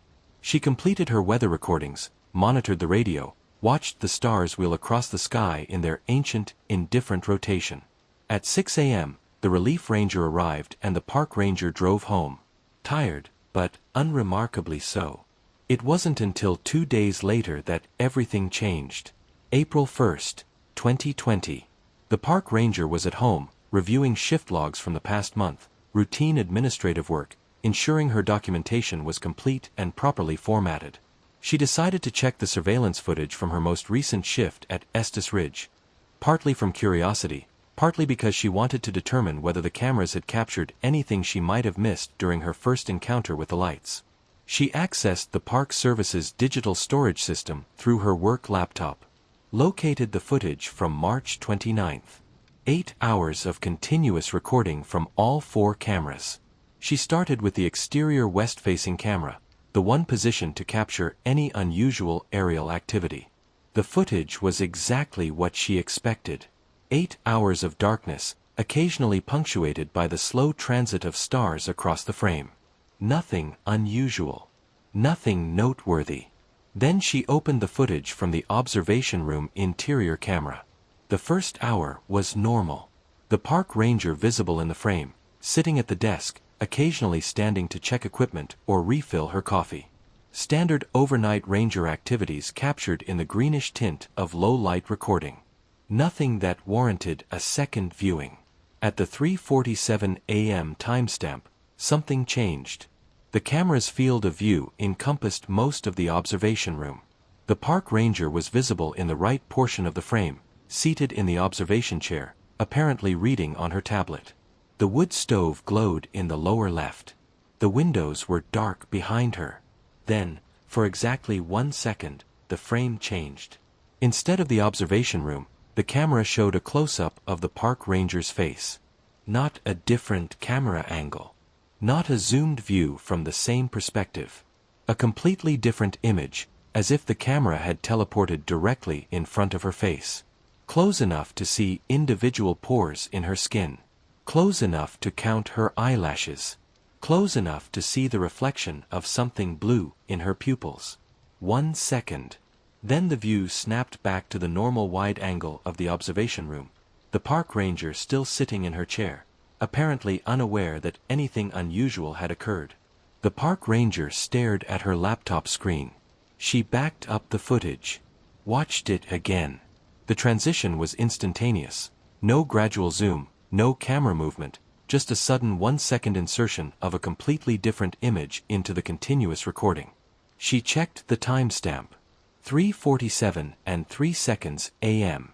She checked her shift log from that night. At 3:47, she'd been reading her tablet.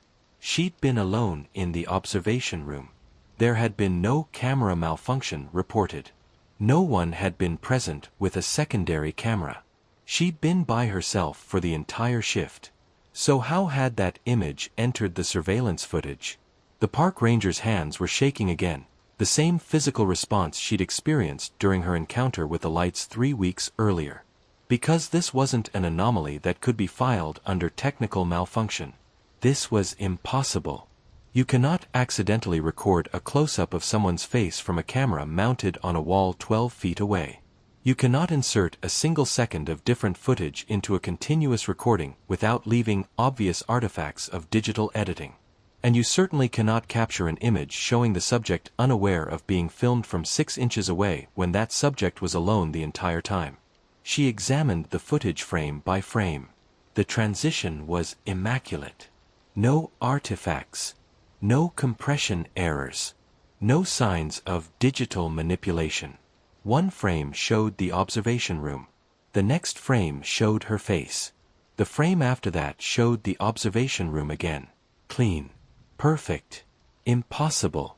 She checked the other camera feeds from that exact timestamp. Exterior door camera. Normal. Equipment room camera. Normal. Exterior west-facing camera. Normal. Only the observation room camera displayed the anomaly. Then she opened the March 8th footage, the night of her encounter with the lights. She'd never reviewed that recording.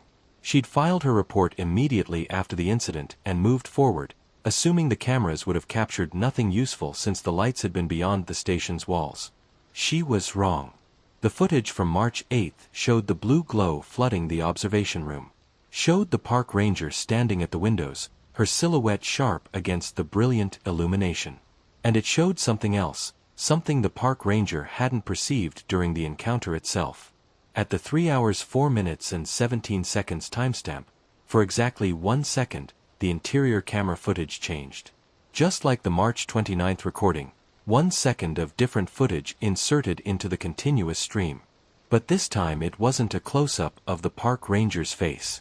It was a view from outside the station, looking in through the windows, showing the park ranger from an exterior perspective that should have been physically impossible for the interior camera to capture. The exterior west-facing camera was aimed west. This image was looking east, into the observation room, as if something had been hovering outside the windows, filming through the glass, and somehow that footage had been inserted into the interior camera's recording. The park ranger felt cold, not the physical cold of mountain air but the deeper cold of profound disorientation, of reality performing operations that its own rules forbid. She needed to report this. She needed to show someone else. She needed confirmation that she wasn't misinterpreting the footage, that these anomalies were genuinely present, that she wasn't experiencing some kind of technical confusion or perceptual failure. She needed the technical specialist.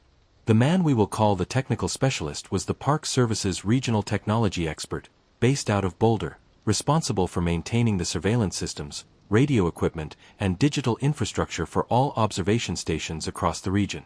The park ranger had worked with him several times over the years during equipment maintenance and troubleshooting cycles.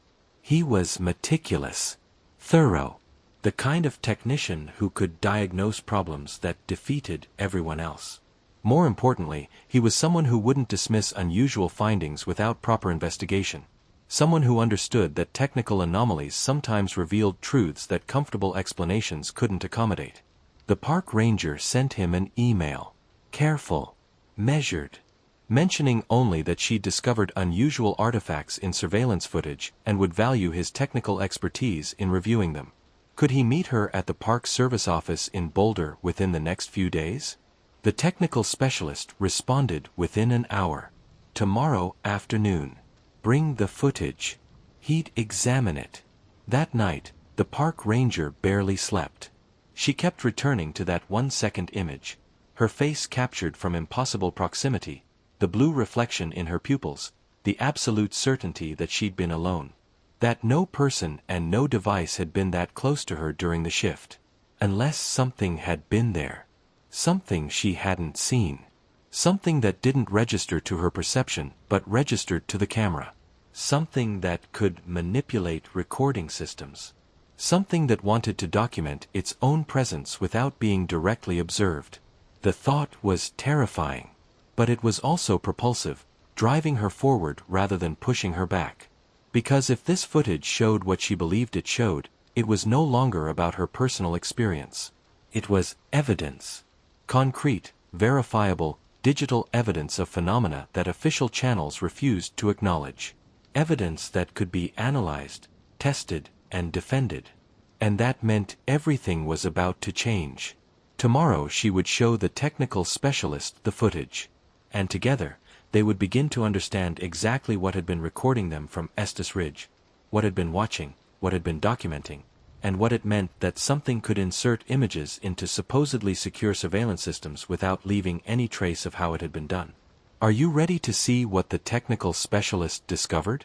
Because what he found in that footage would lead them both down a path that would challenge everything they understood about surveillance technology, about what's possible in Colorado's mountains, and about who or what was really watching from the darkness above the wilderness. The technical specialist had been troubleshooting digital surveillance systems for the National Park Service for 7 years. Before that, he'd worked private sector, security installations for corporate buildings, network infrastructure for data centers, the kind of technical work that compensated well but felt disconnected from anything that mattered. He joined the Park Service because he wanted purpose, something anchored to the physical world rather than abstract data flowing through fiber optic cables. He'd encountered plenty of strange technical anomalies over those 7 years. Cameras that mysteriously shut down during critical moments. Digital artifacts that resembled faces in static. Files that corrupted in patterns that seemed almost deliberate. But he'd always found explanations: hardware failures, electromagnetic interference, compression algorithms generating false patterns in noise. There was always a technical explanation. Always. Until the park ranger showed him the footage from Estes Ridge.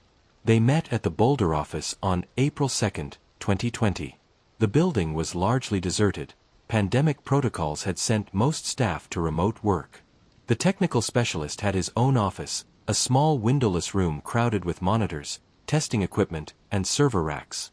The park ranger arrived at 2:30 p.m. carrying a laptop and a USB drive containing copies of the surveillance footage. "Thanks for meeting with me," she said, settling into the chair across from his desk. "I know this is probably a waste of your time, but there's something in this footage I can't explain." The technical specialist had heard that before. Rangers saw all kinds of things at remote stations, wildlife generating strange shadows on camera, weather phenomena creating unusual light effects, normal technical behavior misinterpreted as anomalous.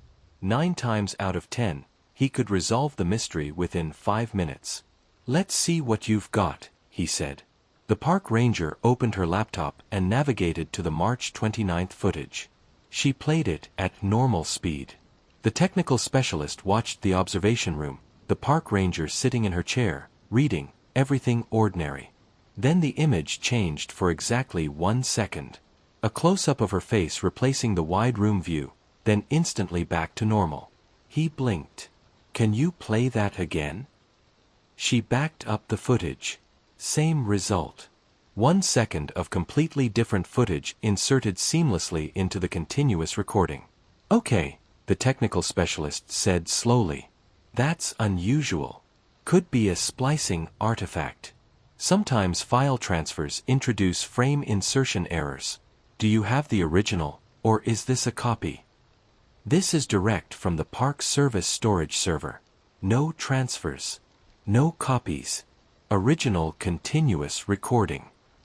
The technical specialist opened the metadata viewer. Every digital video file carries embedded information, creation date, modification history, codec details, compression parameters. If the file had been edited or altered, the metadata would reveal it. The metadata was clean. Single continuous recording. No edits. No modifications. Created March 29th at 10:22 p.m. Closed March 30th at 6:18 a.m. One uninterrupted file. "That's impossible," the technical specialist muttered. "You can't insert a frame into a continuous recording without the metadata registering an edit event." "I know," the park ranger said. "But there it is." He scrubbed through the footage frame by frame. Frame 4024, normal room view. Frame 4025, close-up face view.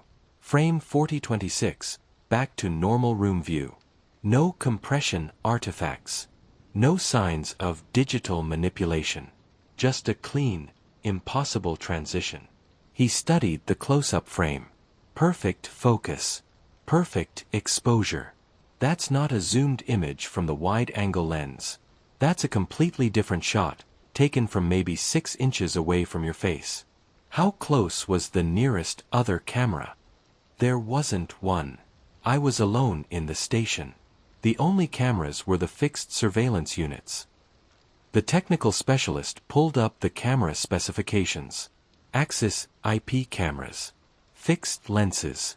No pan-tilt zoom capability.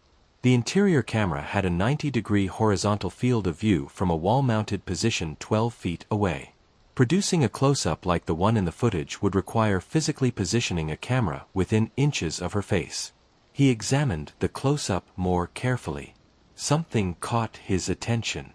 "Do you see this? In your pupils, there's a reflection." The park ranger leaned closer. "I noticed that. I thought it might be the wood stove, but the color's wrong. Not orange enough for fire." The technical specialist enhanced the image, adjusting brightness and contrast. The reflection clarified, blue, distinct, shaped into multiple points arranged in a geometric pattern. The park ranger went very still. "I saw lights 3 weeks ago. Blue lights. I filed a report." She opened the March 8th footage. The technical specialist watched the blue glow flooding the observation room. Then he saw it, the same 1-second anomaly. Different footage inserted into the continuous recording, this time showing an exterior view looking into the station. "That shouldn't be possible either," the park ranger said. "The exterior camera faces west. This view is looking east, through the windows." The technical specialist felt something fundamental shift in his understanding. This wasn't a random glitch. This was a pattern. 2 separate incidents. 2 separate recordings. Both showing impossible camera angles inserted during periods when unusual phenomena were occurring. "I need to examine the camera hardware," he said. "When's your next shift at Estes Ridge?" They arranged to meet at the station on April 9th. The technical specialist spent the intervening days reviewing the footage dozens of times, analyzing the frames with every diagnostic tool available. He compared the anomalous images to known examples of video editing, compression artifacts, and camera malfunctions. Nothing matched. The insertions were too clean, too perfect, too impossible. He also researched the station's history. The current camera system had been installed in March 2019. During the initial setup, the interior observation room camera had repeatedly lost connection. They'd replaced the unit twice before achieving stable connectivity. No obvious technical cause. Just written off as defective hardware. On April 9th, they met at Estes Ridge. The technical specialist brought full diagnostic equipment, signal analyzers, electromagnetic field detectors, network monitoring tools. He removed the camera from its wall mount. Inspected it thoroughly. No tampering. Seals intact. Screws showing only original installation marks. He connected his laptop directly to the camera and pulled the diagnostic logs. One notation stood out. On March 8th at 3:04 a.m. and on March 29th at 3:47 a.m., the camera had logged brief external signal detection events, flagged instances where its sensors detected electromagnetic activity far above normal background levels.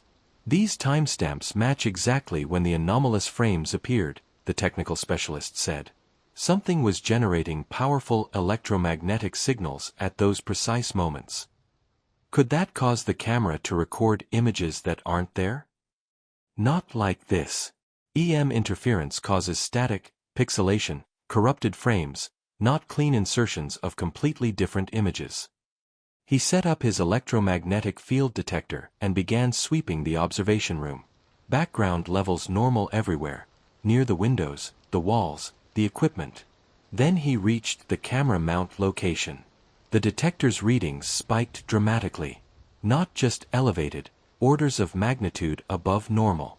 As if a powerful transmitter were actively broadcasting from that precise spot on the wall, despite nothing being visibly present. These readings suggest active electromagnetic emissions equivalent to a cell tower at full power, the technical specialist said, staring at his instruments. From this specific location. Move 6 inches in any direction and the readings drop to baseline. He spent the next hour conducting additional tests. Every measurement confirmed the same conclusion. Something at the camera location was generating powerful, highly localized electromagnetic signals that defied conventional explanation. The Park Service has a weather monitoring station about 2 miles from here, he said. It records atmospheric data, including electromagnetic field measurements. He accessed the weather station's data archive. March 8th, 3 to 4 a.m., a massive EM spike at 3:04 a.m., 50 times higher than normal. March 29th, 3:47 a.m., another spike, smaller but still significantly elevated. Whatever generated those signals during your light sighting was also active during your shift when you didn't observe anything unusual, the technical specialist said. The camera recorded something you didn't see. The park ranger sat heavily in the observation chair. Something's been here multiple times. Generating signals strong enough to register on instruments 2 miles away. Manipulating the cameras. But invisible to direct observation. On March 29th, invisible, the technical specialist corrected. On March 8th, you saw lights. So maybe it's only visible when it chooses to be. He decided to report his findings. But the park ranger looked uncomfortable. When I reported my sighting, it disappeared into the system. If this gets reported through official channels, will it just vanish the same way? I don't know, he admitted. But I have to report it. If something can manipulate the cameras this way, that's a legitimate security concern. As they left the station, the park ranger asked the question he'd been avoiding. What do you really think is happening? Off the record. The technical specialist paused. Standing on the ridge, looking out across the vast wilderness, he couldn't deny what the evidence demanded. I think something's been watching this location. Something with technology we don't understand. Something that can interact with our surveillance systems in ways that shouldn't be possible. He hesitated. And I think when you were here on March 29th, when that close-up appeared in the footage, something was right there with you. 6 inches from your face. And you never saw it. The park ranger's expression didn't change. I know. I've been thinking the same thing. I was alone. But I wasn't alone. Whatever had been in that observation room had wanted to document its presence. It had inserted proof of its proximity into the surveillance footage, not accidentally, not through technical failure, but as a deliberate act of demonstration. The evidence said, "We were here. We were close. And you never knew." The question was, why? Why reveal their presence through manipulated footage? Why insert images that would only be discovered upon careful review? Why not simply delete the evidence entirely, or make themselves visible during the encounter? The technical specialist couldn't answer those questions. But he knew someone who might, someone who'd been researching similar phenomena for years. The researcher. The same civilian scientist who'd been investigating the Pikes Peak incidents. He'd heard of her work but had never made contact, hadn't wanted to associate himself with what some considered fringe research. Now, with the Estes Ridge evidence, he was reconsidering. He sent her an email that evening. Brief.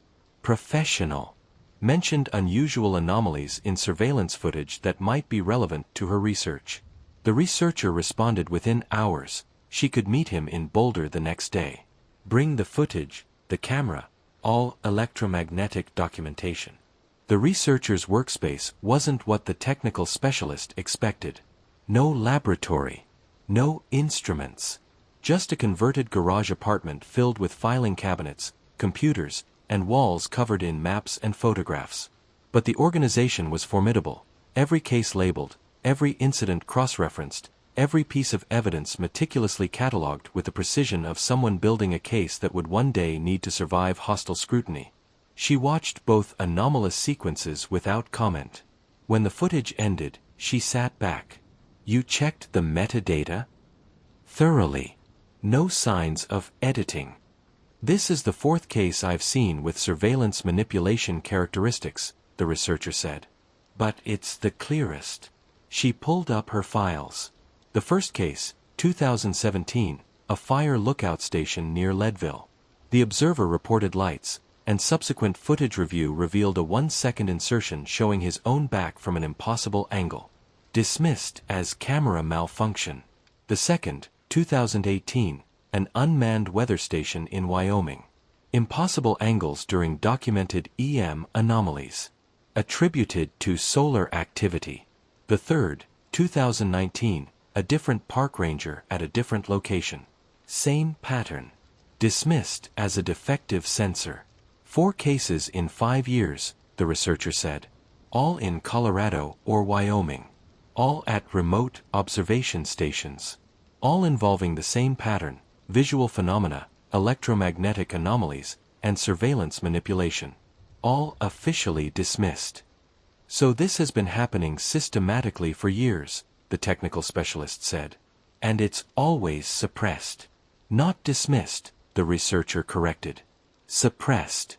Dismissal implies ignorance. Suppression implies awareness and intentional concealment. She showed them electromagnetic data compiled from weather stations across Colorado. Baseline readings, flat, normal. Readings during documented encounters, massive spikes, instantaneous, with characteristics of artificial transmission.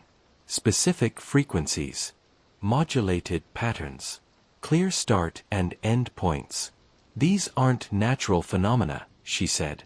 Natural EM variations are gradual. These show characteristics of intelligent, directed transmission. She pulled up a map of Colorado covered in red pins, documented encounter sites over the past decade. The pins weren't random. They clustered around high-elevation observation points, remote monitoring stations, wilderness areas with surveillance infrastructure. They're concentrating on places where we're watching, the technical specialist said slowly. Exactly. Whatever these phenomena are, they seem particularly interested in locations where we've deployed observation systems. And they're interacting with that infrastructure in ways we can't explain. The researcher examined the close-up frame from March 29th. This image is particularly significant. It's not just an impossible camera angle. It's intimate. Someone or something was 6 inches from your face, documenting you while you were completely unaware. That's not accidental. That's deliberate demonstration of capability. The frequency spectrum of the EM signals was broad, essentially white noise across multiple bands, but embedded within the noise were periodic patterns, modulated signals suggesting intelligent transmission. And the signals were spatially localized to an extraordinary degree. At the weather station 2 miles away, readings were elevated but not extreme. At the camera mount itself, the intensity was massive. That level of focusing requires technology beyond conventional broadcast methods, the researcher said. This concentrates signal with spatial precision we can't replicate. Her theory, built across 5 years of research and over 80 documented cases, something was systematically observing human activities in the Rocky Mountain region. Not random observation, focused attention on observation infrastructure, studying how humans watch, how they document, how they record their environment, and demonstrating its ability to interact with that infrastructure at will. They control what gets recorded, the technical specialist said. Any evidence we gather might not be reliable, which is why I focus on witness testimony and cross-referencing multiple sources, the researcher confirmed. Physical evidence can be manipulated, but patterns across multiple witnesses, multiple locations, multiple types of documentation, that's harder to alter. Her timeline showed accelerating frequency. 12 documented encounters in Colorado in 2015, 18 in 2016, 43 the previous year, already 37 by April 2020. The pattern was undeniable. What do we do? The technical specialist asked. We have compelling evidence, multiple cases, scientific measurements, documented patterns. The researcher's expression was grim. Official channels have proven unwilling to acknowledge these phenomena. Media sensationalizes or mocks. Academia avoids anything associated with this research. Unless you have evidence so overwhelming it can't be dismissed, multiple witnesses, perfect documentation, mainstream attention, the official position remains unchanged. But things were changing. More witnesses coming forward. Social media making suppression harder. The researcher was sharing data with international investigators who'd identified identical patterns: Pacific Northwest, Southwest, parts of Canada. Similar phenomena worldwide. Mountains, geological formations with anomalous electromagnetic properties, places where the boundary between documented reality and something else grew thin. A world map covered in hundreds of pins confirmed it. Global. Systematic. Something was interacting with human observation systems across the planet. And so the park ranger and the technical specialist joined the unofficial network. Over the following months, the technical specialist provided forensic analysis of surveillance systems. The park ranger monitored Estes Ridge and coordinated with other rangers who'd experienced phenomena. June 2020, another Estes Ridge incident, different ranger, same pattern. August, a fire lookout in the San Juan Mountains, identical experiences. By December 2020, 78 encounters documented in Colorado alone for the year. In March 2021, hikers captured high-quality video of structured lights over Estes Ridge. Multiple witnesses. Clear documentation. The footage went viral. Congressional questions followed. Official dismissals grew less effective against the accumulating weight of evidence. The dam was cracking. The phenomena continue. Encounters still occur. Evidence keeps building.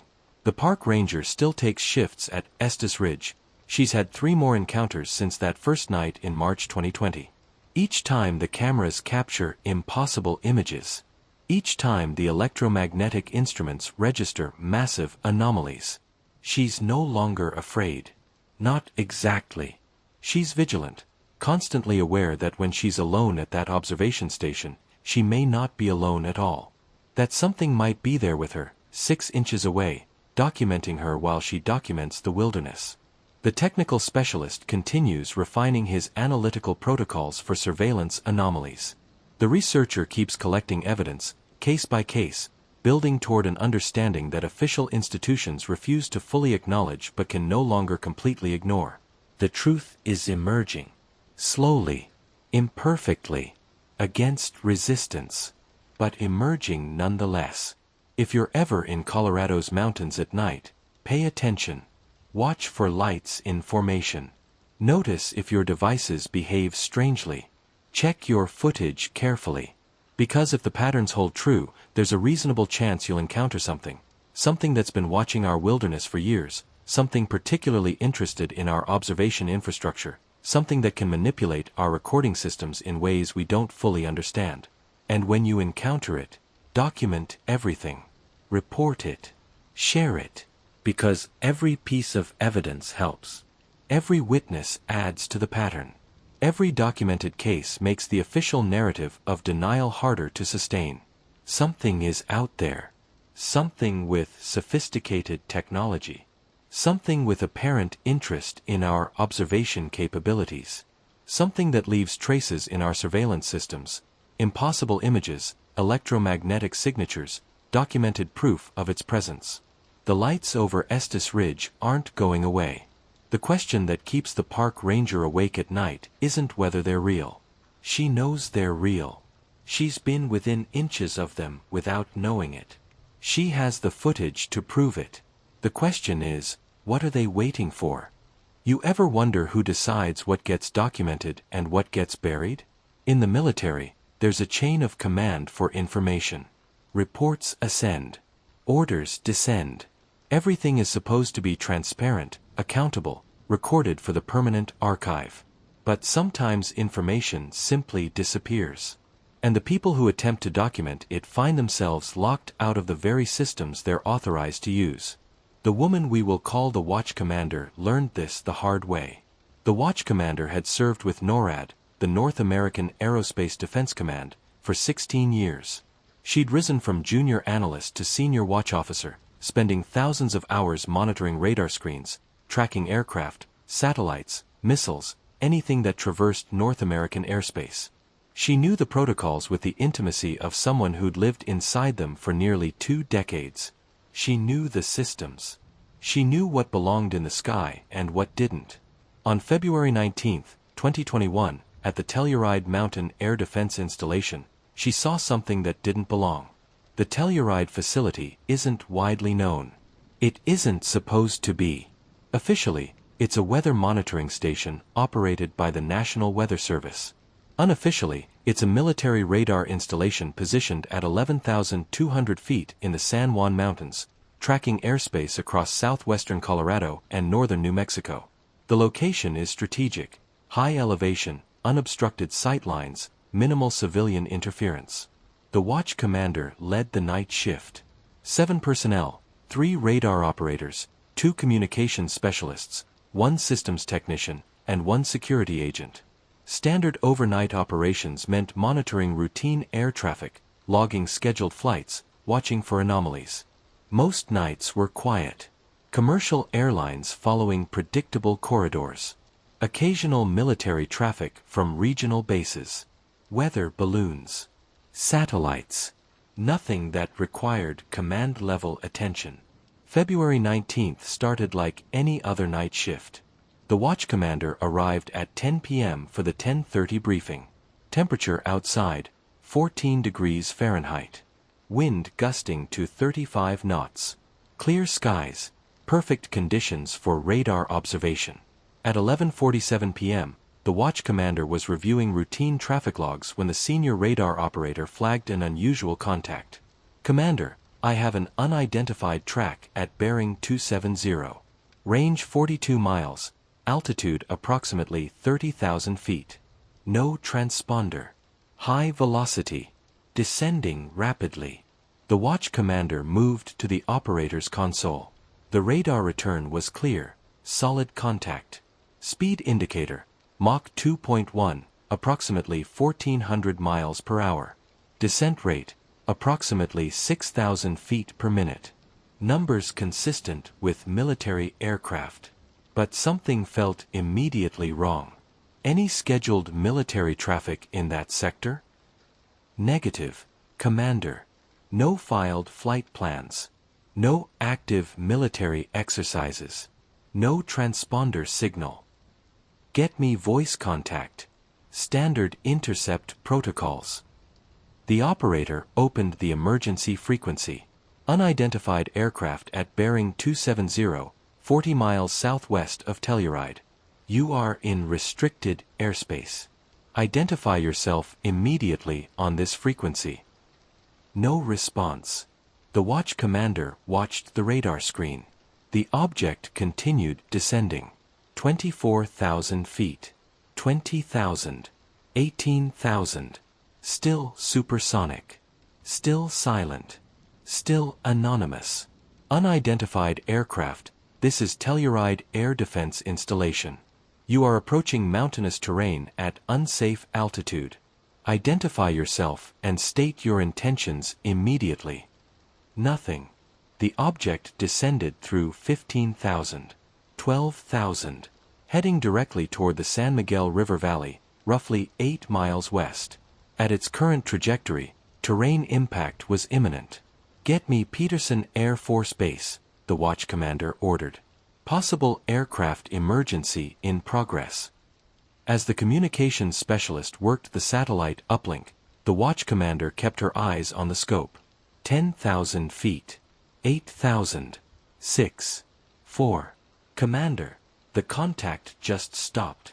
Stopped. Altitude 4,200 feet. Velocity 0. It's stationary. Hovering. The watch commander felt cold certainty crystallize in her chest. Aircraft don't transition from supersonic velocities to dead stop instantaneously.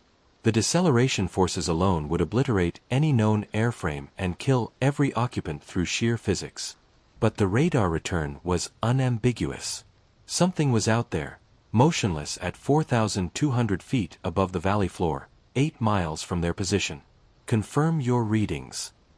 Diagnostics ran clean. Radar functioning normally. Contact stationary. No movement. Visual confirmation. Get me eyes on that location. The facility's external camera system included one unit mounted on a motorized platform, telephoto lens, infrared capability.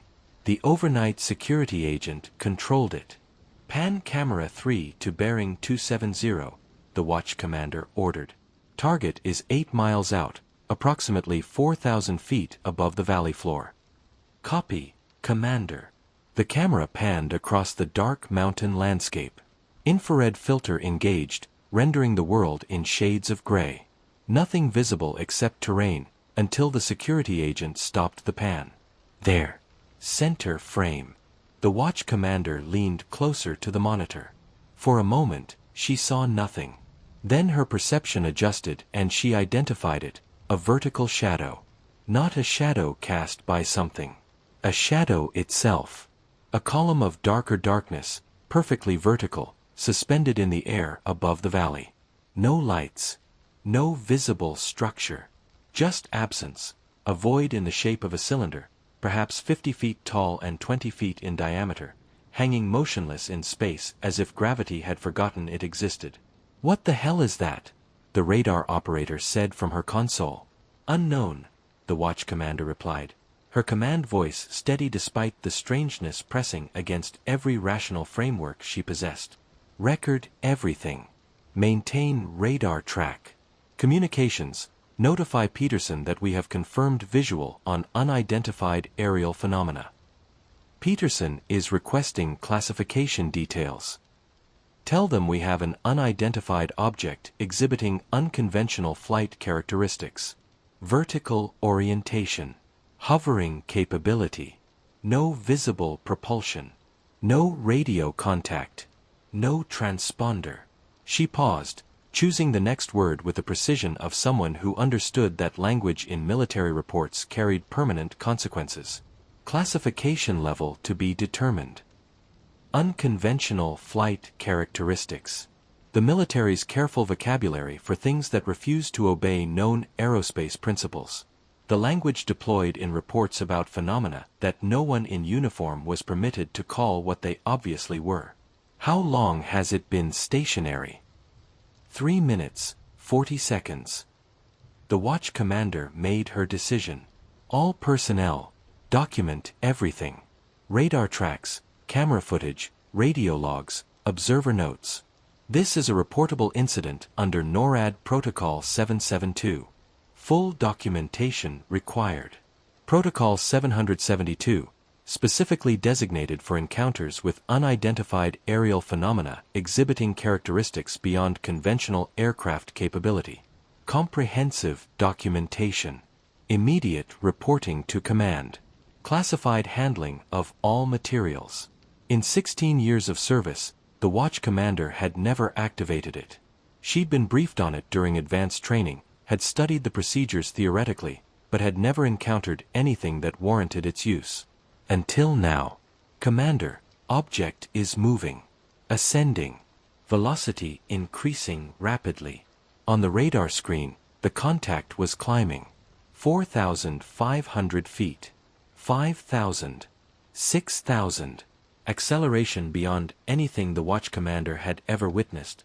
Vertical ascent at rates that would be structurally impossible for any known aircraft.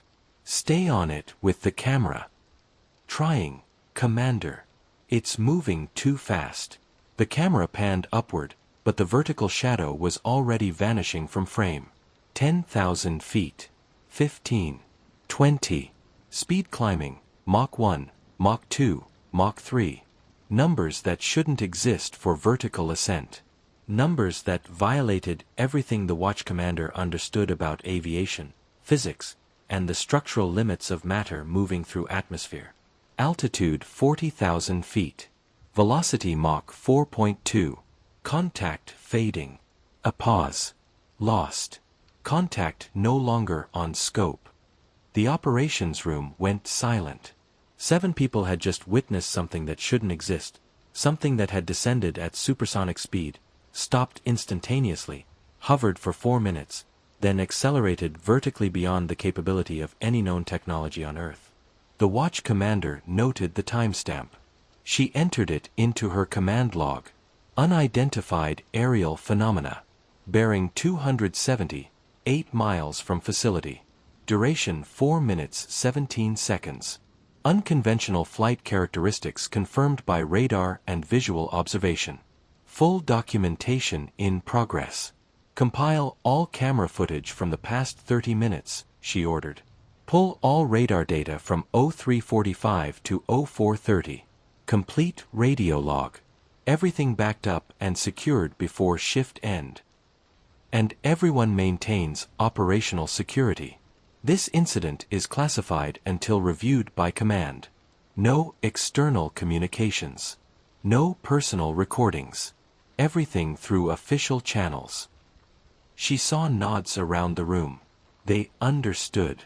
This wasn't something you discussed at home or posted online. This was a military matter, handled through military protocols, documented through military systems. Over the next 2 hours, the watch commander supervised the documentation process with meticulous attention. Radar data copied to secure drives. Camera footage transferred to encrypted storage. Radio logs compiled. Each operator wrote detailed observer statements describing what they'd witnessed. At 6:30 a.m., the day shift arrived. The watch commander briefed the incoming officer privately. Unidentified aerial phenomena. Unconventional characteristics. Full documentation completed. Protocol 772 activated. The incoming officer listened without interrupting. I'll notify regional command. They'll want a full briefing. Probably send investigators. Standard procedure. Good work maintaining discipline, he added. This kind of incident can get out of hand quickly if people start talking. You kept it contained. The watch commander left the facility at 7:15 a.m. She'd done her job. Documented the incident. Followed protocols. Maintained security. Everything by the book. What she didn't anticipate was what happened when the security agent tried to file his report. The man we will call the security agent had served 8 years in Air Force security forces, 2 overseas tours before being assigned to domestic installations. His role at Telluride was straightforward: maintain physical security, monitor surveillance systems, respond to threats. Most of the time that meant watching camera feeds and conducting perimeter checks. Predictable work. Exactly what he'd wanted after years of high-stress deployments. The incident on February 19th was the most significant event on his watch in 3 years, a genuine UAP encounter, documented on camera, destined for the official record as a verified military observation. He'd followed orders perfectly, recorded everything, written a detailed observer statement, submitted all materials to the watch commander. Standard procedure then required him to file an individual supplemental report in the military's incident database, not replacing the command report, but documenting his specific role and observations. Standard practice for any significant event. He sat down at his laptop around 2 p.m., logged into the secure military network, navigated to the incident reporting system, selected new incident report, began filling in the required fields. Date: February 19, 2021. Time: 0413. Location: Telluride Mountain Air Defense Installation. Classification: Protocol 772, UAP encounter. He worked through the form methodically. When he finished, he clicked Submit Report to Archive. The system processed. Then a dialog box appeared. Error: Access denied. Your security clearance level has been modified. You do not have authorization to file reports under Protocol 772. Contact your commanding officer for clarification. The security agent stared at the message. His clearance hadn't changed. He'd held the same level for 4 years. Protocol 772 reports didn't require special authorization. Any personnel involved in a UAP incident were required to file supplemental reports. That was standard procedure. He tried again. Same error. He checked his clearance level in the personnel database. Everything showed normal. Secret clearance, active status, no flags or restrictions. He tried submitting to a different database, the General Incident Log. Different error message. Error: report rejected. Content flagged for security review.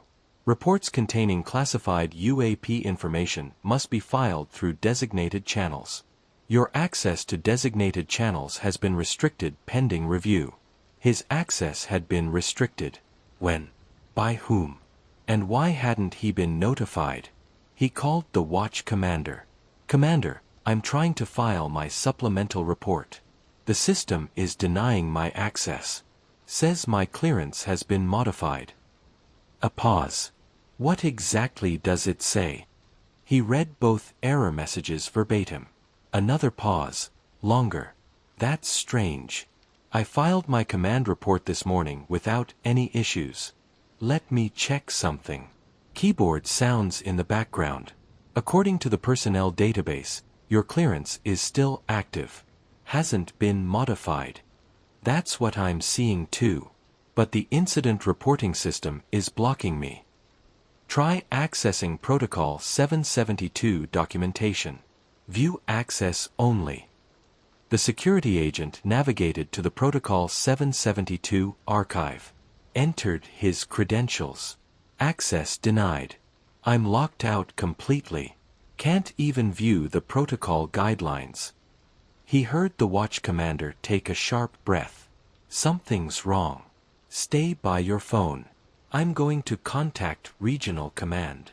Over the next 3 hours, the security agent's unease evolved into genuine alarm. 2 other members of the night shift crew contacted him privately. They were experiencing the identical problem. Locked out of Protocol 772 systems. Unable to file supplemental reports. At 6:30 p.m., an email arrived through the secure military network. Official letterhead. Regional Command. Subject line: Report Filing Procedures, February 19th Incident. The email was brief. Regarding the incident of February 19th, 2021. All personnel involved have been temporarily restricted from filing individual reports pending completion of command-level review. This is standard procedure for incidents involving potential classified technologies. Commander's official report has been filed on behalf of all personnel. Individual supplemental reports are not required at this time. Temporary restrictions will be lifted following completion of review. Estimated 14 to 21 days. Maintain operational security. Signed by a colonel the security agent didn't recognize. Regional Security Division. No phone number. No avenue for response. Something about it felt wrong. In 8 years of military service, he'd never heard of personnel being locked out of reporting systems before filing reports. Standard procedure was, file the report, then security reviews and determines classification. You didn't prevent people from documenting incidents they'd witnessed. Unless someone didn't want those incidents documented. He called the watch commander again. I got the same email, she said immediately. I don't like it. This doesn't feel like standard procedure. It's not. I've been in the system for 16 years. I've never seen personnel lockouts like this. And that colonel who signed the email, I looked him up. He exists, but he's not in the chain of command for Protocol 772 incidents. He shouldn't be involved. They're burying it, the security agent said. Someone's killing the incident before it gets properly documented. I think so too. But I don't understand why. This was a legitimate encounter. Multiple witnesses, radar confirmation, video footage. Everything documented according to protocol. Unless someone doesn't want this particular encounter in the official record. Silence. Then the watch commander said, I filed my command report this morning. It went into the system normally. The report exists. So they're not blocking yours, just ours. Maybe they think if individual supplemental reports don't exist, they can later claim my report was based on single observer error. Reduces credibility. Makes dismissal easier. The logic was disturbing in its elegance. One commander reporting unusual phenomena could be written off as misidentification. But 7 personnel filing consistent, detailed, corroborating reports that created a paper trail of multiple witnesses confirming identical observations. That was nearly impossible to dismiss. Unless those supplemental reports never got filed. What do we do? The security agent asked. Officially, we comply. We wait for the review. We maintain operational security. And unofficially, the watch commander hesitated. Unofficially, I'm documenting everything. Every interaction with command. Every email. Every phone call. Creating a personal record. And I'm making backup copies of all incident materials, radar data, camera footage, observer statements, stored outside the official system. That's against protocol, Commander. I know.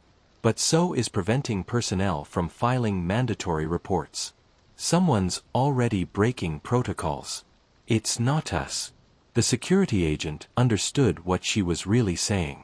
She was building insurance, a shadow record that couldn't be modified or erased by whoever was interfering with the normal process.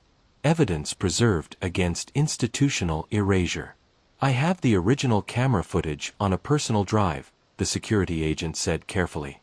Local backup from before the transfer to official storage. Good.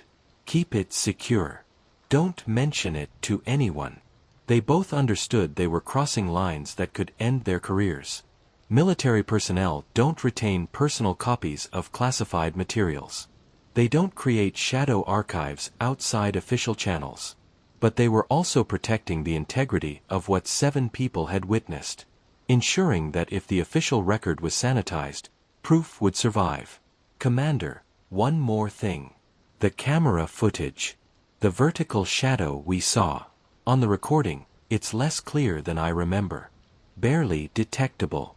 You have to know exactly where to look. Cameras have different sensitivity than human eyes. I know this camera system. What we saw should have been clearly visible. But on the recording, if someone reviews it without context, without our statements, they might not see anything at all. The watch commander was quiet. So by blocking our supplemental reports, they're not just reducing the witness count. They're removing the detailed descriptions that would make the footage meaningful. Without our statements, the video alone isn't compelling enough to prove anything. That's my assessment. 3 weeks later, the final email arrived.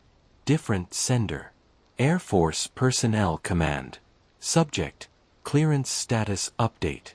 Your access restrictions regarding Protocol 772 reporting have been made permanent.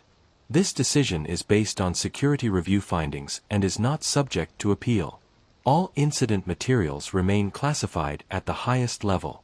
Unauthorized discussion or disclosure will result in immediate disciplinary action, including possible criminal charges. No explanation. No justification. No avenue for questions. Just a permanent lockout and a threat. The watch commander confirmed she'd received the same message. And her command report, the only official documentation of the Telluride incident, had been reclassified. Moved to a higher security tier. She could no longer access her own report. Can anyone access it? Only personnel with specific clearances that I don't even have visibility into. It's locked away where no one will ever find it without special authorization. So the incident is officially documented but effectively erased. As far as institutional memory is concerned, the Telluride incident never happened. The security agent felt the weight of it, the realization that institutional power could simply decide that reality hadn't occurred, that 7 witnesses could be silenced by modifying database permissions, that documented truth could be buried under classification levels that existed specifically to prevent anyone from ever reading what had been written. So what now? He asked. The watch commander was quiet for a long time. Now we have that decision to make. Do we let this disappear, or do we find another way? Another way means outside channels. Yes. That could destroy both our careers. I know. But I can't stop thinking about what we saw. If something with those capabilities is operating in our airspace, that's a matter of national security. It deserves proper investigation, not burial. Maybe it is being investigated at levels above our clearance. Maybe. But I've been in the system long enough to know the difference between classified because it's being properly investigated and classified because someone wants it hidden. This feels like concealment. The security agent understood. He felt it too. This wasn't careful stewardship of sensitive information. This was active suppression. Someone didn't want the Telluride incident known, someone with enough authority to modify clearances, reclassify reports, and threaten personnel into permanent silence. Keep your personal records secure, the watch commander said. If you decide to do nothing, I respect that. But if you decide to act, those records might be the only proof that any of this actually happened. The decision weighed on him. But deep down, the security agent already knew what he was going to do. He joined the military to serve, to protect, to do what was right. And allowing truth to be buried because it was inconvenient, because it challenged institutional narratives that powerful people had agreed to maintain, wasn't right. 3 days later, he sent an encrypted message to the researcher. Brief. Careful. No specifics. I have documented evidence of a UAP incident in Colorado that military channels are actively suppressing. If you're interested in reviewing materials, contact me through secure channels. The researcher responded within hours. And that's how the Telluride incident, officially buried, officially forgotten, officially erased from accessible military records, became part of the civilian investigation network. The case that institutional power tried to make disappear was preserved by the very people the institution tried to silence. Added to the growing archive of evidence that military and government systems refused to build themselves, evidence that something unexplained was operating in Colorado's airspace with capabilities beyond any known technology, documented by multiple credible witnesses whose documentation had been systematically suppressed by authorities who preferred denial to truth. The watch commander and the security agent didn't know what the Telluride object was. They didn't know where it originated or what purpose it served. But they knew what they'd observed. They knew it was real. And they knew that institutional machinery had worked to ensure that reality never became official history. So they made their own history. Outside official channels. In shadow records and encrypted communications. Through civilian researchers who would preserve what military systems wanted erased. The truth wouldn't stay buried. Not completely. Because individuals with conscience and courage wouldn't allow it. And that's what terrifies the people who operate the institutional machinery of suppression. Not the phenomena themselves, not the lights, not the shadows, not the objects that move in ways physics says they shouldn't. What terrifies them is the people who refuse to be silent about what they've witnessed. The pilots who document encounters despite knowing it could end their careers. The controllers who maintain vigilance despite being ordered to ignore their own instruments. The rangers who file reports despite knowing those reports will be buried. The military personnel who preserve evidence despite threats of criminal prosecution. The Telluride report officially doesn't exist. But the people who created it, who saw it, who documented it, who risked everything to ensure the evidence survived, they exist. And so does the truth they protected.